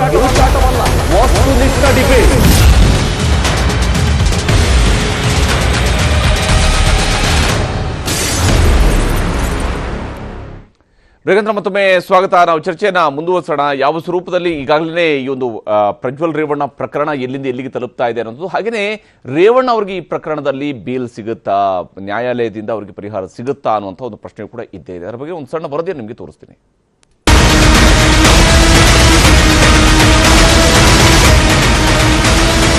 ಪ್ರಜ್ವಲ್ ಪೆನ್ಡ್ರೈವ್ ವಿಚಾರವಾಗಿ ವಿದೇಶಕ್ಕೆ ಹಾರಿದ್ದರ ಬಗ್ಗೆ ರಾಜ್ಯ ಸರ್ಕಾರವನ್ನೇ ಆರೋಪಿ ಸ್ಥಾನದಲ್ಲಿ ಕೂರಿಸಿದೆ ಬಿಜೆಪಿ. ಆದರೆ ಕಾಂಗ್ರೆಸ್ ಕೂಡ ತನ್ನ ವಾದ ಮಂಡಿಸುತ್ತಿದೆ. ನಿನ್ನೆ ಪ್ರಧಾನಮಂತ್ರಿಗೆ ಸಿಎಂ ಸಿದ್ದರಾಮಯ್ಯ ಪತ್ರ ಬರೆದ ಬೆನ್ನಲ್ಲೇ ಗೃಹ ಸಚಿವರು ಕೂಡ ಸರ್ಕಾರ ಕೈಗೊಂಡಿರುವ ಕ್ರಮಗಳ ಲಿಸ್ಟ್ ಸಮೇತ ಹೇಳಿ ಬಿಜೆಪಿಗೆ ಟಕ್ಕರ್ ಕೊಟ್ಟಿದ್ದಾರೆ. ದೂರು ಕೊಡದೆ ಯಾವ ಕೇಸನ್ನು ತನಿಖೆ ಮಾಡುವುದಕ್ಕಾಗಲ್ಲ. ದೂರು ಕೊಟ್ಟ ತಕ್ಷಣ ಸರ್ಕಾರ ತನಿಖೆಯನ್ನ ಎಸ್ಐಟಿಗೆ ವಹಿಸಿದೆ. ಈ ಬಗ್ಗೆ ತನಿಖೆ ಆಗ್ತಿದೆ ಎಂದರು. ಸಂತ್ರಸ್ತ ಮಹಿಳೆಯರ ಸುರಕ್ಷತೆಯೂ ಸರ್ಕಾರಕ್ಕೆ ಆದ್ಯತೆಯಾಗಲಿದ್ದು, ವೈರಲ್ ಆಗಿರುವ ವಿಡಿಯೋಗಳಲ್ಲಿನ ಮಹಿಳೆಯರ ಮುಖ ಬ್ಲರ್ ಮಾಡುವುದಕ್ಕೆ ಫೇಸ್ಬುಕ್, ಟ್ವಿಟರ್, ಗೂಗಲ್ ಕಂಪನಿಗಳಿಗೆ ರಿಕ್ವೆಸ್ಟ್ ಮಾಡಿದ್ದೇವೆ ಎಂದರು. ಸಮಯ ಕೊಡೋದಕ್ಕೆ 24 ಗಂಟೆಯನ್ನು ಎಕ್ಸ್ಟೆಂಡ್ ಮಾಡೋದಕ್ಕೆ ಸಮಯ ಕೊಡೋದಕ್ಕೆ ಪ್ರಾವಿಷನ್ಸ್ ಇಲ್ಲ. ಅವರಿಗೆ ಅರೆಸ್ಟ್ ಮಾಡೋದಕ್ಕೆ ಎಲ್ಲ ಕ್ರಮಗಳನ್ನು ತಗೊಳ್ಳೋದಕ್ಕೆ ಎಸ್ಐಟಿ ಮುಂದುವರಿಯುತ್ತೆ. ಬೇರೆ ರೀತಿಯಲ್ಲಿ ಅಥವಾ ತಪ್ಪಿಸ್ಕೊಳ್ಳೋದಕ್ಕಾಗಲಿ ಅಥವಾ ಮುಂದೆ ಸಮಯ ಮುಂದಕ್ಕೆ ಹೋಗೋದಕ್ಕಾಗಲಿ ಅವಕಾಶಗಳಿಲ್ಲ. ಸನ್ಮಾನ್ಯ ಪ್ರಜ್ವಲ್ ರೇವಣ್ಣ ಅವರಿಗೆ ಮತ್ತು ರೇವಣ್ಣ ಅವರಿಗೆ ಗಮನಕ್ಕೆ ಬಂದು ಅವರು ಬಿಟ್ಟು ಹೋದರು ಅನ್ನುವಂಥದ್ದು ನಮ್ಮ ಊಹೆ. ಹೋಗಿರೋದಂತೂ ಸತ್ಯ. ಅವರ ಟಿಕೆಟ್ಗಳು ಎಲ್ಲ ನಮಗೆ ಲಭ್ಯ ಆಗಿದೆ. ಅವರು ಸಿದ್ದರಾಮಯ್ಯನವ್ರು ಯಾಕೆ ಕಳ್ಸಕ್ಕೆ ಹೋಗ್ತಾರೆ? ಒಂದು ವೇಳೆ ಅವ್ರನ್ನ ಬರದೇ ಹೋದರೆ ಅವರನ್ನು ಕಾನೂನು ಪ್ರಕಾರ ಅರೆಸ್ಟ್ ಮಾಡಬೇಕಾಗ್ತದೆ. ಪೊಲೀಸ್ ಇಲಾಖೆ ಆ ಕೆಲಸವನ್ನು ಮಾಡ್ತಾರೆ. ಇನ್ನು ಈಗಾಗಲೇ ನಾವು ಪ್ರಜ್ವಲ್ ರೇವಣ್ಣ ಅವರು ಯಾವಾಗ ಹೊರಗಡೆ ಹೋಗಿದ್ದಾರೆ ಅಂತ ಗೊತ್ತಾದ ತಕ್ಷಣವೇ ಈಗ ಲುಕೌಟ್ ನೋಟಿಸ್ ಇಶ್ಯೂ ಮಾಡಿದೆ. ಈ ರಾಜಕೀಯ ಕಚ್ಚಾಟದ ಮಧ್ಯೆಯೇ ಎಸ್ಐಟಿ ತನ್ನ ವಿಚಾರಣೆ ನಡೆಸುತ್ತಿದೆ. ಬೆಂಗಳೂರು ಎಸ್ಐಟಿ ಕಚೇರಿಗೆ ಬಂದಿದ್ದ ಸಂತ್ರಸ್ತ ಮಹಿಳೆಯಿಂದ ಪ್ರಜ್ವಲ್ ರೇವಣ್ಣ ವಿರುದ್ಧ ಮತ್ತೊಂದು ಕೇಸ್ ದಾಖಲಾಗಿದೆ. ಸಂತ್ರಸ್ತೆಯನ್ನ ಎಸಿಎಂಎಂ ಕೋರ್ಟ್ ನ್ಯಾಯಾಧೀಶರ ಮುಂದೆ ಹಾಜರುಪಡಿಸಿ ಸಿಆರ್ಪಿಸಿ 164ರ ಹೇಳಿಕೆ ದಾಖಲಿಸಲಾಗಿದೆ. ಹಾಗೆ ಪೆನ್ಡ್ರೈವ್ ಹಂಚಿದ ಆರೋಪ ಹೊತ್ತ ನವೀನ್ ಗೌಡಗೂ ನೋಟಿಸ್ ನೀಡಲಾಗಿದೆ. ನಾಡಿದ್ದು ವಿಚಾರಣೆಗೆ ಹಾಜರಾಗುವಂತೆ ನೋಟಿಸ್ ನೀಡಿದೆ ಎಸ್ಐಟಿ.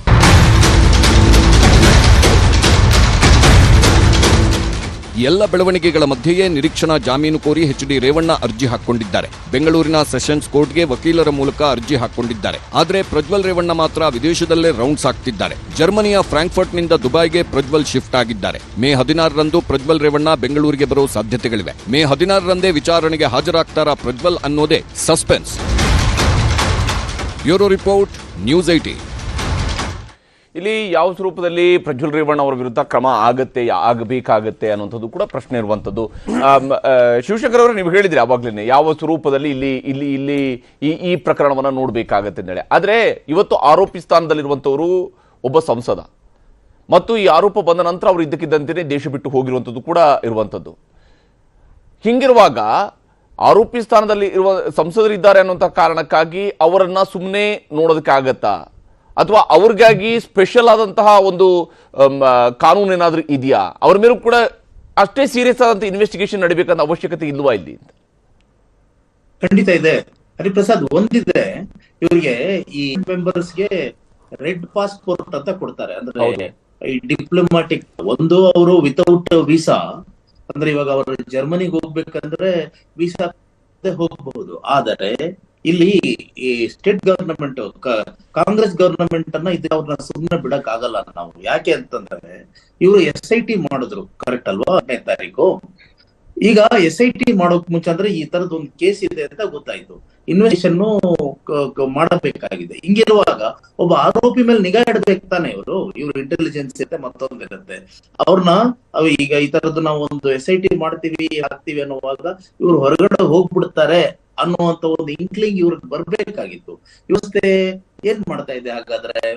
ಈಗ ಬಿಜೆಪಿನವರು ಕೂಡ ಅಷ್ಟೇ, ಬಿಜೆಪಿ ಗವರ್ನಮೆಂಟ್ ಅಲ್ಲಿ ಇದೆ, ಅವ್ರಿಗೂ ಕೂಡ ಒಂದು ಇದಂದ್ರೆ ಇವೆಲ್ಲವೂ ಕೂಡ ಇವಾಗ ಇಲ್ಲಿ ನಮಗೆ ಗೊತ್ತಿರೋ ಪ್ರಕಾರ 6 ತಿಂಗಳ ಮುಂಚೆ ಪ್ರಜ್ವಲ್ ರೇವಣ್ಣ ಜಂಕ್ಷನ್ ತಗೊಂಡಿದ್ರು. ಡಿಸೆಂಬರ್ ನಲ್ಲಿ ದೇವರಾಜೇಗೌಡ ಅವರೇ ಹೇಳ್ಕೋತಾರೆ, ನಾವು ಅಮಿತ್ ಶಾಗೆ ಇದ್ರ ಅಲರ್ಟ್ ಮಾಡಿದ್ದೇವೆ ಡಿಸೆಂಬರ್ ನಲ್ಲಿ. ಸೊ ಹಾಗಿರುವಾಗ ಬಿಜೆಪಿ ಕೂಡ ಜವಾಬ್ದಾರಿ, ಇಲ್ಲಿ ಏನೋ ನಡೀತಾ ಇದೆ, ಇವ್ರ ಮೇಲೆ ಒಂದ್ ರೀತಿ ನಿಗಾ ಇಡಬೇಕು ಅಂತ ಅವ್ರ ಇಂಟೆಲಿಜೆನ್ಸ್ ಕೂಡ ಅವ್ರು ವರ್ಕ್ ಮಾಡ್ಬೇಕಾಗಿತ್ತು, ಸ್ಟೇಟ್ ವರ್ಕ್ ಮಾಡ್ಬೇಕಾಯ್ತು. ಇವಾಗ ಪರಮೇಶ್ವರ್ ಬಂದ್ಬಿಟ್ಟು ಅವ್ರು ಹೋಗ್ಬಿಟ್ಟಿದ್ದಾರೆ, ನಮ್ಗೆ ಗೊತ್ತು, ಹೋದ್ಮೇಲೆ ಕರ್ಕೊಂಡ ವಿಚಾರನ ಅದು ಹೋಮ್ ಮಿನಿಸ್ಟರ್. ಅಲ್ಲ, ಈಗ ಮೀಡಿಯಾ ಮುಂದೆ ಕೂತ್ಕೊಂಡು ನಾವು ಅರೆಸ್ಟ್ ಮಾಡ್ತೀವಿ ಅಂತ ಹೇಳೋದು ಸುಲಭ ಅಲ್ಲ ಅಂತ. ಇದೆಲ್ಲವೂ ಕೂಡ ಮೇ 7ರ ತನಕ ಮಾತ್ರ ಬರುವಂತ ಮಾತುಗಳ ರೀತಿಯಲ್ಲಿ ಗೋಚರಿಸ್ತಿದೆ ಅಂತ. ಮೇ 7ರ ತನಕ ಈ ಸೆಕೆಂಡ್ ಪ್ಲೇಸ್ ವೋಟಿಂಗ್ ಇದೆಯಲ್ಲ, ಅಲ್ಲಿ ತನಕ ಬಹಳ ತೀವ್ರವಾಗಿರುತ್ತೆ ಅಂತ ಇವರ ಮಾತುಗಳು. ಅದೇ 26ನೇ ತಾರೀಕು ಪೋಲಿಂಗ್ ನಡೀತು, ಶುಕ್ರವಾರ. 27ನೇ ತಾರೀಕು ಇವರೇನು ಮಾಡೋದು, ಇದೊಂದು ಇದು ನಾಗಲಕ್ಷ್ಮಿ ಬಾಯಿ ಅವರು ಸರ್ಕಾರಕ್ಕೆ ಪತ್ರ ಬರೆದ್ರು ಅಂತ ಹೇಳಿ ಒಂದು ನಾವು SIT ಮಾಡ್ತಾ ಇದ್ದೀವಿ ಅಂತ. ಅವಾಗಲೇ ತಕ್ಷಣ ಅವ್ರನ್ನ ಹಿಡಿಯಕ್ಕೆ ಏನಾಗಿತ್ತು, ಹಿಡಿದೇ ಹೋದ್ರು ಬೇಡ, ಟೆಕ್ನಿಕಲ್ ರೀಸನ್ಸ್ ಬರುತ್ತೆ ಅಂತ ಅನ್ಕೊಳ್ಳೋಣ, ಇನ್ನು ನಮ್ಗೆ ಎವಿಡೆನ್ಸ್ ಬೇಕಾಗಿತ್ತು ಹಾಗೆ ಹೀಗೆ ಅಂತ. ಅಟ್ಲೀಸ್ಟ್ ಅವ್ರು ಎಲ್ಲೋ ಹೋಗ್ತಾ ಅವ್ರ ಚಲನವಲನಗಳನ್ನ ಫಾಲೋ ಮಾಡ್ಬೇಕಲ್ಲ ಇವ್ರು ಪೊಲೀಸ್ನವರು. ಅವರು ಹೋದ್ಮೇಲೆ ಹೋಗ್ಬಿಟ್ರು ಅಂತ ಹೇಳಕ್ ಇವರೇ ಬೇಕಾ? ನಿಜ ಶಿವಶಂಕರ್ ಅವರು ಮಾತಾಡ್ತಿದ್ದ ನಿಮ್ ಜೊತೆಗೆ. ಕಾಂಗ್ರೆಸ್ ಜವಾಬ್ದಾರಿ ಇರ್ಲಿಲ್ವಾ ಇಲ್ಲಿ? ಇಲ್ಲ, ಒಂದೇನಾಗುತ್ತೆ ನೋಡಿ, 26ನೇ ತಾರೀಕು ಅವ್ರು ಮತದಾನ ಮಾಡಿದ ನಂತರ ಮಧ್ಯರಾತ್ರಿ ಬೆಳಗಿನ ಜಾವ 3 ಗಂಟೆಗೆ ದೇಶ ಬಿಟ್ಟೋಗಿರೋದು. 27ನೇ ತಾರೀಕು ಸಾಯಂಕಾಲ 4 ಗಂಟೆಗೆ ನಾಗಲಕ್ಷ್ಮಿ ಚೌಧರಿ ಅವ್ರಿಗೆ ಬಂದಂಥ ದೂರಿನ ಮೇಲೆ ಅವರು SIT ರಚನೆ ಮಾಡಿ ಅಂತ 27ನೇ ತಾರೀಕು ಪತ್ರ ಬರೀತಾರೆ. 29ನೇ ತಾರೀಕು ಇಬ್ಬರು ಸಂತ್ರಸ್ತೆಯರು ಒಂದು ಮಾಧ್ಯಮದ ಮುಂದೆ ಬಂದು ನಮಗೆ ಈ ಥರ ದೌರ್ಜನ್ಯ ಆಯಿತು ಅಂತ ಹೇಳ್ತಾರೆ. 30ನೇ ತಾರೀಕು ಒಳಗಡೆ ಅದನ್ನು FIR ಮಾಡ್ಕೊಳಕ್ಕಾಗತ್ತೆ. ಸೊ ಅಲ್ಲಿವರೆಗೂ ಪ್ರಜ್ವಲ್ ರೇವಣ್ಣ ಅವ್ರ ಮೇಲೆ ಯಾವುದೇ ಕಂಪ್ಲೇಂಟ್ ಇರಲಿಲ್ಲ. ಸೊ ಕಂಪ್ಲೇಂಟ್ ರಿಜಿಸ್ಟರ್ ಆಗೋಕ್ಕಿಂತ ಮುಂಚೆನೇ ಪ್ರಜ್ವಲ್ ರೇವಣ್ಣ ದೇಶ ಬಿಟ್ಟು ಹೋಗ್ಬಿಟ್ಟಿದ್ರು. ಸೊ ಈಗ ದೇಶ ಬಿಟ್ಟು ಹೋದ ನಂತರ ಕಂಪ್ಲೇಂಟ್ ಆಗಿರೋದು 3 ದಿವಸ ಆದ ನಂತರ. ಸೊ ಈಗ ಅವರ ಜವಾಬ್ದಾರಿ ಏನು ಅಂದರೆ, ಸೊ ಇವತ್ತು ಲುಕೌಟ್ ನೋಟಿಸು, ರಾಜತಾಂತ್ರಿಕ ಇದು ಎಲ್ಲನೂ ಕೂಡ ಒಂದು ಸೆಂಟ್ರಲ್ ಗೌರ್ಮೆಂಟ್ ಇದಕ್ಕೆ ಬರುತ್ತೆ. ಸೊ ಕೇಂದ್ರ ಸರ್ಕಾರಕ್ಕೆ ಇಂಟರ್ಪೋಲ್ ಇರುತ್ತೆ, ಇದೆಲ್ಲ ವ್ಯವಸ್ಥೆಗಳಿರ್ತವೆ.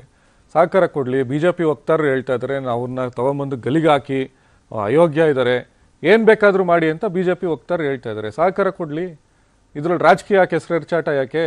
ಅವರು ಬಂದು ಈಗ ಕೇಂದ್ರ ಸರ್ಕಾರ ನೆರವು ಕೊಟ್ಬಿಟ್ಟು ಅವರ ವಿದೇಶಾಂಗ ಸಚಿವರಿದ್ದಾರೆ, ಏನು ಅಲ್ಲಿಂದ ಉಕ್ರೇನ್ ಯುದ್ಧನೇ ನಿಲ್ಲಿಸ್ತವ್ರಿಗೆ ಪ್ರಜ್ವಲ್ ರೇವಣ್ಣನ ಕರ್ಕೊಂಬರಕ್ಕೆ ದೊಡ್ಡ ವಿಚಾರನ?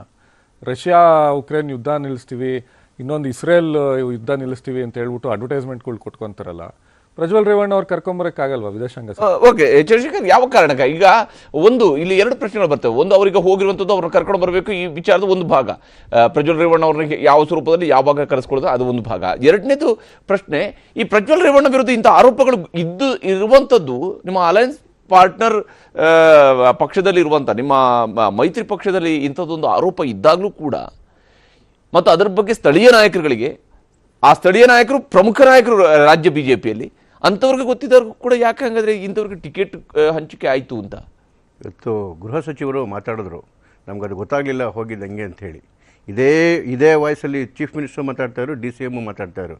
ನಾಚಿಕೆ ಆಗಬೇಕು ಅವ್ರಿಗೆ ಈ ಥರ ರಾಜಕಾರಣ ಮಾಡೋದಕ್ಕೆ. ಯಾಕೆ ನಿಮಿಷ ಸರ್, 21ನೇ ತಾರೀಕು ಮನೆಗೂ 21 ರಾತ್ರಿ ಕಾಂಗ್ರೆಸ್ ಕಾರ್ಯಕರ್ತರು ಎಲ್ಲರ ಮನೆಗೂ ಪೆನ್ ಡ್ರೈವ್ಗಳನ್ನ ಹಂಚ್ಕೊಂಡ್ಬಂದರು. 21 ರಾತ್ರಿ 23, 24 ನಿಮಿಷ sir, 23 let me finish please. 23, 24ನೇ ತಾರೀಕು, 23ನೇ ತಾರೀಕು, 24ನೇ ತಾರೀಕು, 25ನೇ ತಾರೀಕು ಎಲ್ಲವನ್ನೂ ಕನ್ನಡದ ಒಂದು ಟಿವಿ ಚಾನಲ್ ನಿರಂತರವಾಗಿ ಇದನ್ನ 25ನೇ ತಾರೀಕು ಮಾಡಿರೋದು. 23ನೇ ತಾರೀಕಿಂದ ಒಂದು ಚಾನಲ್ 24 ಇವರು ನಿಜವಾಗ್ಲೂ ಸೀರಿಯಸ್ ಆಗಿದ್ರೆ ಸೋಮೋಟ ಕೇಸ್ ಬುಕ್ ಮಾಡಿ ಆವತ್ತು ತಾನೇ SIT ಫಾರ್ಮ್ ಮಾಡಬೇಕಾಗಿದೆ. ಇವತ್ತು ಇವರಿಗೆಲ್ಲ ಗೊತ್ತಿದೆ, ಚಾನಲ್ಗಳಲ್ಲೆಲ್ಲ ಬರ್ತದೆ, ಎಲ್ಲವೂ ಮಾತಾಡಿದೆ, ಅಲ್ಲಿವರೆಗೂ ಹೋಗಲೇ ಇಲ್ಲ. 26ಕ್ಕೆ ಚುನಾವಣೆ ಮುಗಿದು 27 ಬೆಳಗಿನ ಜಾವ ಹೋದ ಮೇಲೆ ಇವರಿಗೆ ಸ್ಟಾರ್ಟ್ ಆಗಿದೆ. ಕೆರಗೋಡಲ್ಲಿ ಯಾರೋ ಧ್ವಜ ಹಾಕಿದ್ದಾರೆ ಅಂತೇಳಿ ಇವ್ರು ಸೋಮೋಟ ಕೇಸ್ಗಳು ಬುಕ್ ಮಾಡ್ಕೊಳ್ಳೋಕ್ಕಾಗುತ್ತೆ. ಚಕ್ರವರ್ತಿ ಸೂಲಿಬೆಲೆ ಅವರು ನೆಕ್ಸ್ಟ್ ಭಾಷಣ ಮಾಡ್ಬೋದು ಅಂತೇಳಿ ಸೋಮೋಟ ಕೇಸ್ಗಳು ಬುಕ್ ಮಾಡ್ಕೊಳ್ಳೋಕ್ಕಾಗುತ್ತೆ. ಇಂಥದ್ದೊಂದು ನೂರಾರು ಮಹಿಳೆಯರದು ಮಾನ ಪ್ರಾಣ ಹರಾಜಾಗಿ ಹೋಗ್ತಾ ಇದೆ. ಅವನೊಬ್ಬ ಮಾಡಿರ್ತಕ್ಕಂಥ ತಪ್ಪಿಸ್ಕೊಂಡು ಹೋಗ್ತಾ ಇದೆ. ಇವತ್ತು ಚಾನಲ್ ಬರ್ತಾ ಇದೆ, ನ್ಯೂಸ್ ಚಾನಲ್ ಬರ್ತಾ ಇದೆ ಇಟ್ಕೊಂಡು ಇವ್ರು ಏನ್ ಮಾಡ್ತಾ ಇದ್ರು ರಾಜ್ಯ ಸರ್ಕಾರ? ಇವರೇ ಮನೆಗೆ ತೊಗೊಂಡೋಗಿ ಹಂಚಿದ್ದಾರೆ. ಯಾರಿಗೋಸ್ಕರ ಕಾಯ್ತಾ ಕೂತಿದ್ರು? ಇವತ್ತು ನಾಚಿಕೆ ಮಾನ ಮರ್ಯಾದೆ ಬಂದು ಹೇಳ್ತಾರಲ್ಲ, ನಮ್ಗೆ ಹೋಗಿದ್ದೇನೆ ಗೊತ್ತಾಗ್ಲಿಲ್ಲ ಅಂತ ಹೇಳಿ ಏನಕ್ಕೆ ಇಟ್ಕೊಂಡಿರೋದು? ಅದಕ್ಕೂ ಮತ್ತೆ ಈಗ ಇಂಥವ್ರಿಗೆ ಟಿಕೆಟ್ ಕೊಡಬಾರ್ದು ಅಂದ್ರುವಂತದ್ದು ಯಾಕೆ ಚರ್ಚೆಗೆ ಬರಲಿಲ್ಲ ಅಂತ ಹೇಳಿ, ಟಿಕೆಟ್ ಕೊಡಬಾರ್ದು ಅಂತ ಹೇಳಿ ಚರ್ಚೆಗೆ ಬರ್ಲಿಲ್ವಾ? ಹಂಗಾದ್ರೆ ನಿಮ್ಮ ಪಕ್ಷದ ಒಬ್ಬ ಮುಖಂಡನೇ ಪತ್ರ ಬರೀತಾರೆ ಇವ್ರಿಗೆ ಕೊಡಬೇಡಿ ಅಂತ ಹೇಳಿ. ಹಂಗಾದ್ರೆ ಪ್ರೀತಮ್ ಗೌಡ ವಿರೋಧ ಮಾಡ್ತಾರೆ, ಕೊಡ್ತಾರೆ ಅಂತ. Very valid. ಇವ್ರಿಗೆ ವೋಟ್ ಕೇಳ್ತೀರಾ ಅಂತ ಯಾವ ಮುಖ ಇಟ್ಕೊಂಡು ಅವ್ರ ಪ್ರಶ್ನೆಗೆ ಉತ್ತರ ಕೊಡ್ತೀನಿ ಸರ್. ಯಾಕೆ ಉರಿತಾ ಇದೆ? ನಿಮ್ಗೆ ಉರಿತಾ ಇರೋದು ವೆರಿ ವ್ಯಾಲಿಡ್ ಪಾಯಿಂಟ್ ಕ್ವಶನ್ ಕೇಳಿದ್ರಿ ಸರ್. ನೋಡಿ, NDA ಅಂತಕ್ಕಂಥದ್ದು ಇದೊಂದು ಪೊಲಿಟಿಕಲ್ ಅಲಯನ್ಸು. ಪೊಲಿಟಿಕಲ್ ಅಲಯನ್ಸ್ ಆದಮೇಲೆ ಕಾರಣಕ್ಕೋಸ್ಕರ ನಾವು ಜೊತೆಲಿ ಇರ್ತೀವಿ ಬಿಟ್ರೆ, ಆ ಪಕ್ಷಗಳಿಗೆ separate identity, separate manifesto, separate ಚಿಂತನೆ ಮಂತನೆ, ಯಾರಿಗೆ ಟಿಕೆಟ್ ಕೊಡಬೇಕು, ಯಾರಿಗೆ ಟಿಕೆಟ್ ಕೊಡಬಾರದು, ಆ ಪಕ್ಷದ ಒಳಗಡೆ ಆಗ್ತಿರ್ತಕ್ಕಂಥ ತೀರ್ಮಾನಗಳು. ಕುಮಾರಸ್ವಾಮಿ ಅವರೇ ಹೇಳಿದ್ರು, ಹೌದು ಮೇಲ್ಗಡೆಯಿಂದ BJP ಮೇಲ್ಗಡೆಯಿಂದ ನಮಗೆ ಸೂಚನೆ ಬಂದಿತ್ತು ಅವ್ರಿಗೆ ಕೊಡಬಾರ್ದು ಅಂತೇಳಿ. ನಮ್ಮ ನಾಯಕರುಗಳು ಕೂಡ, ರಾಷ್ಟ್ರೀಯ ನಾಯಕರುಗಳಾಗಲಿ ಅಥವಾ ರಾಜ್ಯ ನಾಯಕರುಗಳೇ ಸ್ಪಷ್ಟವಾದ ಸಂದೇಶವನ್ನು ಅವ್ರಿಗೆ ಕೊಟ್ಟಿದ್ರು, ಅವ್ರಿಗೆ ಕೊಡಬೇಡಿ ಅಂತ ಹೇಳಿ. ಈ ಮಾತನ್ನು ಕುಮಾರಸ್ವಾಮಿ ಮತ್ತೆ ಹೇಳಿದ್ದಾರೆ. ಆದರೆ ಅವ್ರು ಕೊಡ್ತೀವಿ ಅಂತ ತೀರ್ಮಾನ ಮಾಡಿದ ಮೇಲೆ ಆ ಪಕ್ಷದ ಆಂತರಿಕ ಇದರೊಳಗಡೆಗೆ ಮೂಗುತಿಸ್ತಕ್ಕಂಥ ಶಕ್ತಿ ಬೇರೆ ಯಾವ ಪಕ್ಷಕ್ಕೂ ಇರೋಕ್ಕೆ ಸಾಧ್ಯ ಇಲ್ಲ. ನಮ್ದು ಓನ್ಲಿ ಪೊಲಿಟಿಕಲ್ ಅಲಯನ್ಸ್ ಆಗುತ್ತೆ. ನೀವು 2 ನಿಂತ್ಕೊಳ್ಳಿ, ನಾವು 10 ನಿಂತ್ಕೊಂತೀವಿ, ನೀವು 5 ನಿಂತ್ಕೊಳ್ಳಿ, ನಾವು ಇದು ಮಾಡ್ಕೊತೀವಿ. ಜೊತೆಗೆ ಇದೆಲ್ಲವೂ ಸೇರಿಸಿ ಒಂದು ಕಾಮನ್ ಮಿನಿಮಮ್ ಪ್ರೋಗ್ರಾಮ್ ಆಗುತ್ತೆ. ಬಿಟ್ಬಿಟ್ರೆ ಮ್ಯಾನಿಫೆಸ್ಟೋ ಕೂಡ ಆ ಪಕ್ಷಗಳಿಗೆ ಸೆಪರೇಟ್ ಇರುತ್ತೆ. ಇವನ್ ಇಂಡಿಯಾ ಅಲಯನ್ಸ್ ಅಲ್ಲೂ ಕೂಡ DMK ಸೆಪರೇಟ್ ಮ್ಯಾನಿಫೆಸ್ಟೋ, ಕಾಂಗ್ರೆಸ್ ಈ ರೀತಿ ಒಳಗಡೆಗೆ ಆ ಪಕ್ಷದ ಒಳಗಡೆಗೆ ನಾವು ಮುಕ್ತ ತೋರ್ಸಕ್ಕಾಗೋದಿಲ್ಲ. ಆದ್ರೆ ನಮಗೆ ವಿಷಯ ಗೊತ್ತಾದಾಗಲೇ ಇದೆಲ್ಲ ವಿಷಯಗಳು ಗೊತ್ತಿರಲ್ಲ. ಆದ್ರೆ ಏನನ್ನು ಗೊತ್ತಿತ್ತು ಆ ವಿಷಯವನ್ನ ನಾವು ತಲುಪಿಸ್ತಕ್ಕಂಥ ಕೆಲಸಗಳನ್ನ ಖಂಡಿತವಾಗ್ಲೂ ಮಾಡಿದೆ. ಆದ್ರೆ ಟಿಕೆಟ್ ಯಾರಿಗೆ ಕೊಡಬೇಕು, ಯಾರಿಗೆ ಕೊಡಬಾರದು ಆ ಪಕ್ಷದ ಆಂತರಿಕವಾದ ವಿಚಾರ. ಅದಕ್ಕೆ ಬಹಳ ಸ್ಪಷ್ಟ. ಆದ್ರೆ ಸೂರ್ಯ ಅವರೇ, ಎಷ್ಟು ಮಟ್ಟಿಗೆ ಈಗ ನೀವು ಇವತ್ತೀಗ ಅವ್ರನ್ನ ಬಹಳ ಹಂಗೆ ಹಿಂಗೆ ಎಲ್ಲ ಹೇಳ್ತಾ ಇದ್ರಲ್ಲ, ನೀವೇ ಓಟ್ ಕೇಳಿದವರು ಅವ್ರಿಗೂ ಕೂಡ ಅಲ್ಲ, ನಾವೇ ಓಟ್ ಕೇಳಿದ್ವು. 2019ರಲ್ಲಿ ಅಲಿಗೇಷನ್ ಇರಲಿಲ್ಲ. 2019ರಲ್ಲಿ ಮೀಡಿಯಾ ಇಂಜೆಕ್ಷನ್ ಇರಲಿಲ್ಲ. 2019ರಲ್ಲಿ ಪ್ರಜ್ವಲ್ ರೇವಣ್ಣ ಮೇಲೆ ಕಂಪ್ಲೇಂಟ್ಸ್ ಇರಲಿಲ್ಲ. 2019ರಲ್ಲಿ ನಮ್ಮ ಪಕ್ಷದಲ್ಲಾಗಿರ್ಬೋದು ಅಥವಾ ನಮ್ಮ ಪಕ್ಷದ ಮುಖಂಡರಾಗಿರ್ಬೋದು ಅಥವಾ ದೇವರಾಜೇಗೌಡರಂಥ ವಕೀಲರುಗಳಾಗಿರ್ಬೋದು ಯಾರು ಬಂದು ನಮ್ಗೆ ಕಂಪ್ಲೇಂಟ್ ಕೊಟ್ಟಿರಲಿಲ್ಲ. 2024ರ ಚುನಾವಣೆ 6 ತಿಂಗಳು ಮುಂಚೆ ಇವ್ರಿಗೆ ಕಂಪ್ಲೇಂಟ್ ಆಗಿದೆ. 2024ರ ಚುನಾವಣೆ 6 ತಿಂಗಳು ಮುಂಚೆ ಮೀಡಿಯಾ ಇಂಜೆಕ್ಷನ್ ಇದೆ. ಯಾರಿಗಿದು ಅವೇರ್ನೆಸ್ ಇರಬೇಕಾಗಿತ್ತು? ಇವರು ನಮ್ಗೆ ಸಂಬಂಧ ಪಡಲ್ಲ, ಅವ್ರದ್ದೇನೇನೋ ಇರ್ತದೆ ಅಂತ. ಹಂಗಾರೆ ನಾಳೆ ಯಾವನೋ ಕ್ರಿಮಿನಲ್ಲು ಇನ್ನೊಬ್ಬ ಬಂದು ಎಲೆಕ್ಷನ್ ನಿಂತ್ಕೊಂಡ್ಬಿಡ್ತಾನೆ, ಬೇರೆ ಪಕ್ಷ ನಮಗೂ ಅದಕ್ಕೂ ಸಂಬಂಧ ಇಲ್ಲ ಅಂತ ಹೇಳ್ಬಿಡ್ತಾರೆ ಅಲಯನ್ಸ್ ಪಾರ್ಟ್ನರ್ಗಳಾಗಿರ್ಬೇಕಾದ್ರೆ. ಸೊ ಅದನ್ನ ಕ್ವಶನ್ ಮಾಡ್ಬೇಕಲ್ವಾ? ಇವ್ರ ಜವಾಬ್ದಾರಿ ಇಲ್ವಾ? ಇವ್ರು ಹೆಂಗೆ ಜವಾಬ್ದಾರಿನ ಉಳಿಸ್ಕೊಳಕ್ಕಾಗತ್ತೆ? ಅಲ್ಲ, ಹೆಂಗೆ ಬಂದು ಮತ ಕೇಳಕ್ಕಾಗತ್ತೆ? ಈಗ ನಿಮ್ಮ ಮೇಲಿರುವಂತ ಪ್ರಶ್ನೆ ಏನಂದ್ರೆ, ರಾಜ್ಯ ಸರ್ಕಾರ ಹಂಗಾದ್ರೆ ಕೇವಲ ಇದು ಎಷ್ಟು ಮಟ್ಟಿಗೆ ರಾಜಕೀಯದಲ್ಲಿ ಲಾಭ ಆಗುತ್ತೆ ಅನ್ನೋದಕ್ಕೆ ಮಾತ್ರ ನೋಡ್ಕೊಂಡು ಕೂತ್ಕೊಂಡು, ಆದ್ರೆ ನಿಜವಾಗ್ಲೂ ಕೂಡ ಇಲ್ಲಿ ಸಂತ್ರಸ್ತೆಯರಿಗೆ ನ್ಯಾಯ ಒದಗಿಸುವಂತ ಕೆಲಸ ಮಾಡ್ತೀರಾ ಅಂತ. ಈಗ ಕೇವಲ ಹೆಂಗಿದೆ ಅಂತ ಹೇಳಿದ್ರೆ, ಇರ್ಲಿ 7ನೇ ತಾರೀಕು ತನಕ ಇರ್ಲಿ, ಈ ವಿಚಾರ ಚರ್ಚೆಯಲ್ಲಿ ಇರ್ಲಿ, ಅವ್ರು ಬಂದು ಮಾಸ್ ರೇಪ್ ಮಾಡಿದ್ದಾರೆ ಅಂತ ಹೇಳ್ಕೊಂಡು ಹೇಳಿ ಹೋಗ್ತಾರೆ.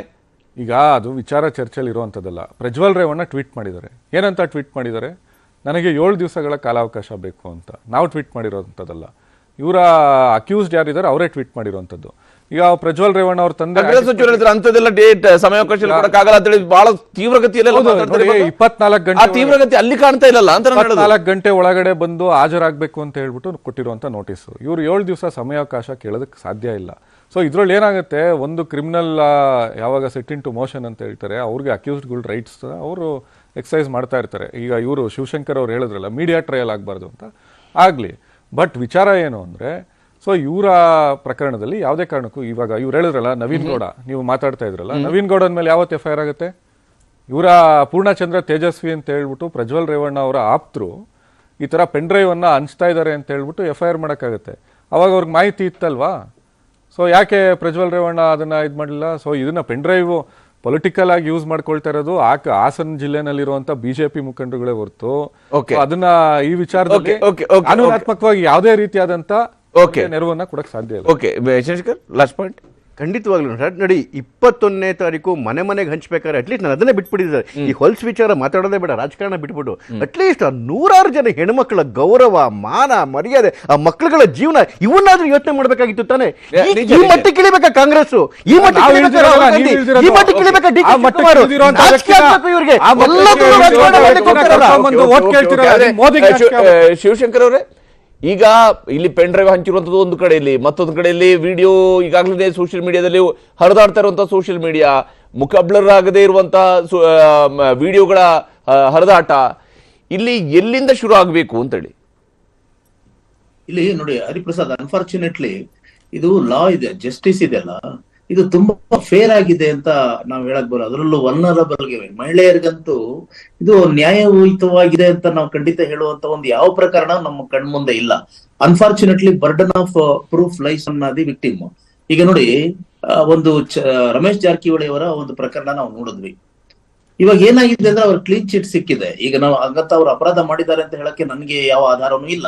ಆದ್ರೆ ಈಗ ಏನಾಗುತ್ತೆ, ವಿಕ್ಟಿಮ್ಸ್ ಅಂದ್ರೆ ಮಹಿಳೆಯರು ಬಂದು ಸ್ಟ್ರಾಂಗ್ ಕೇಸ್ ಮಾಡ್ಲಿಲ್ಲ ಅಂದ್ರೆ, ಅವ್ರು ಸರಿಯಾದಂತಹ ಒಂದು ಇದನ್ನು ಪ್ರೂಫ್ ಕೊಡ್ಲಿಲ್ಲ ಅಂದ್ರೆ ಅವರು ಎಸ್ಕೇಪ್ ಆಗ್ಬಿಡ್ತಾರೆ. ಉದಾಹರಣೆಗೆ ಮೊನ್ನೆ ಇತ್ತೀಚೆಗೆ ಒಂದು ಮೀಟೂ ಕೇಸ್ ಅಂತ ಆಯ್ತು. ಆ ಮೀಟೂ ಕೇಸ್ ಅಲ್ಲಿ ಎಂತೆಂತ ಕಂಪ್ಲೇಂಟ್ಸ್ ಇದ್ರು ಅಂದ್ರೆ, ಅಂದ್ರೆ ದೊಡ್ಡ ದೊಡ್ಡ ಜರ್ನಲಿಸ್ಟ್ ಗಳೆಲ್ಲ ಮಹಿಳೆ ಇದ್ರು.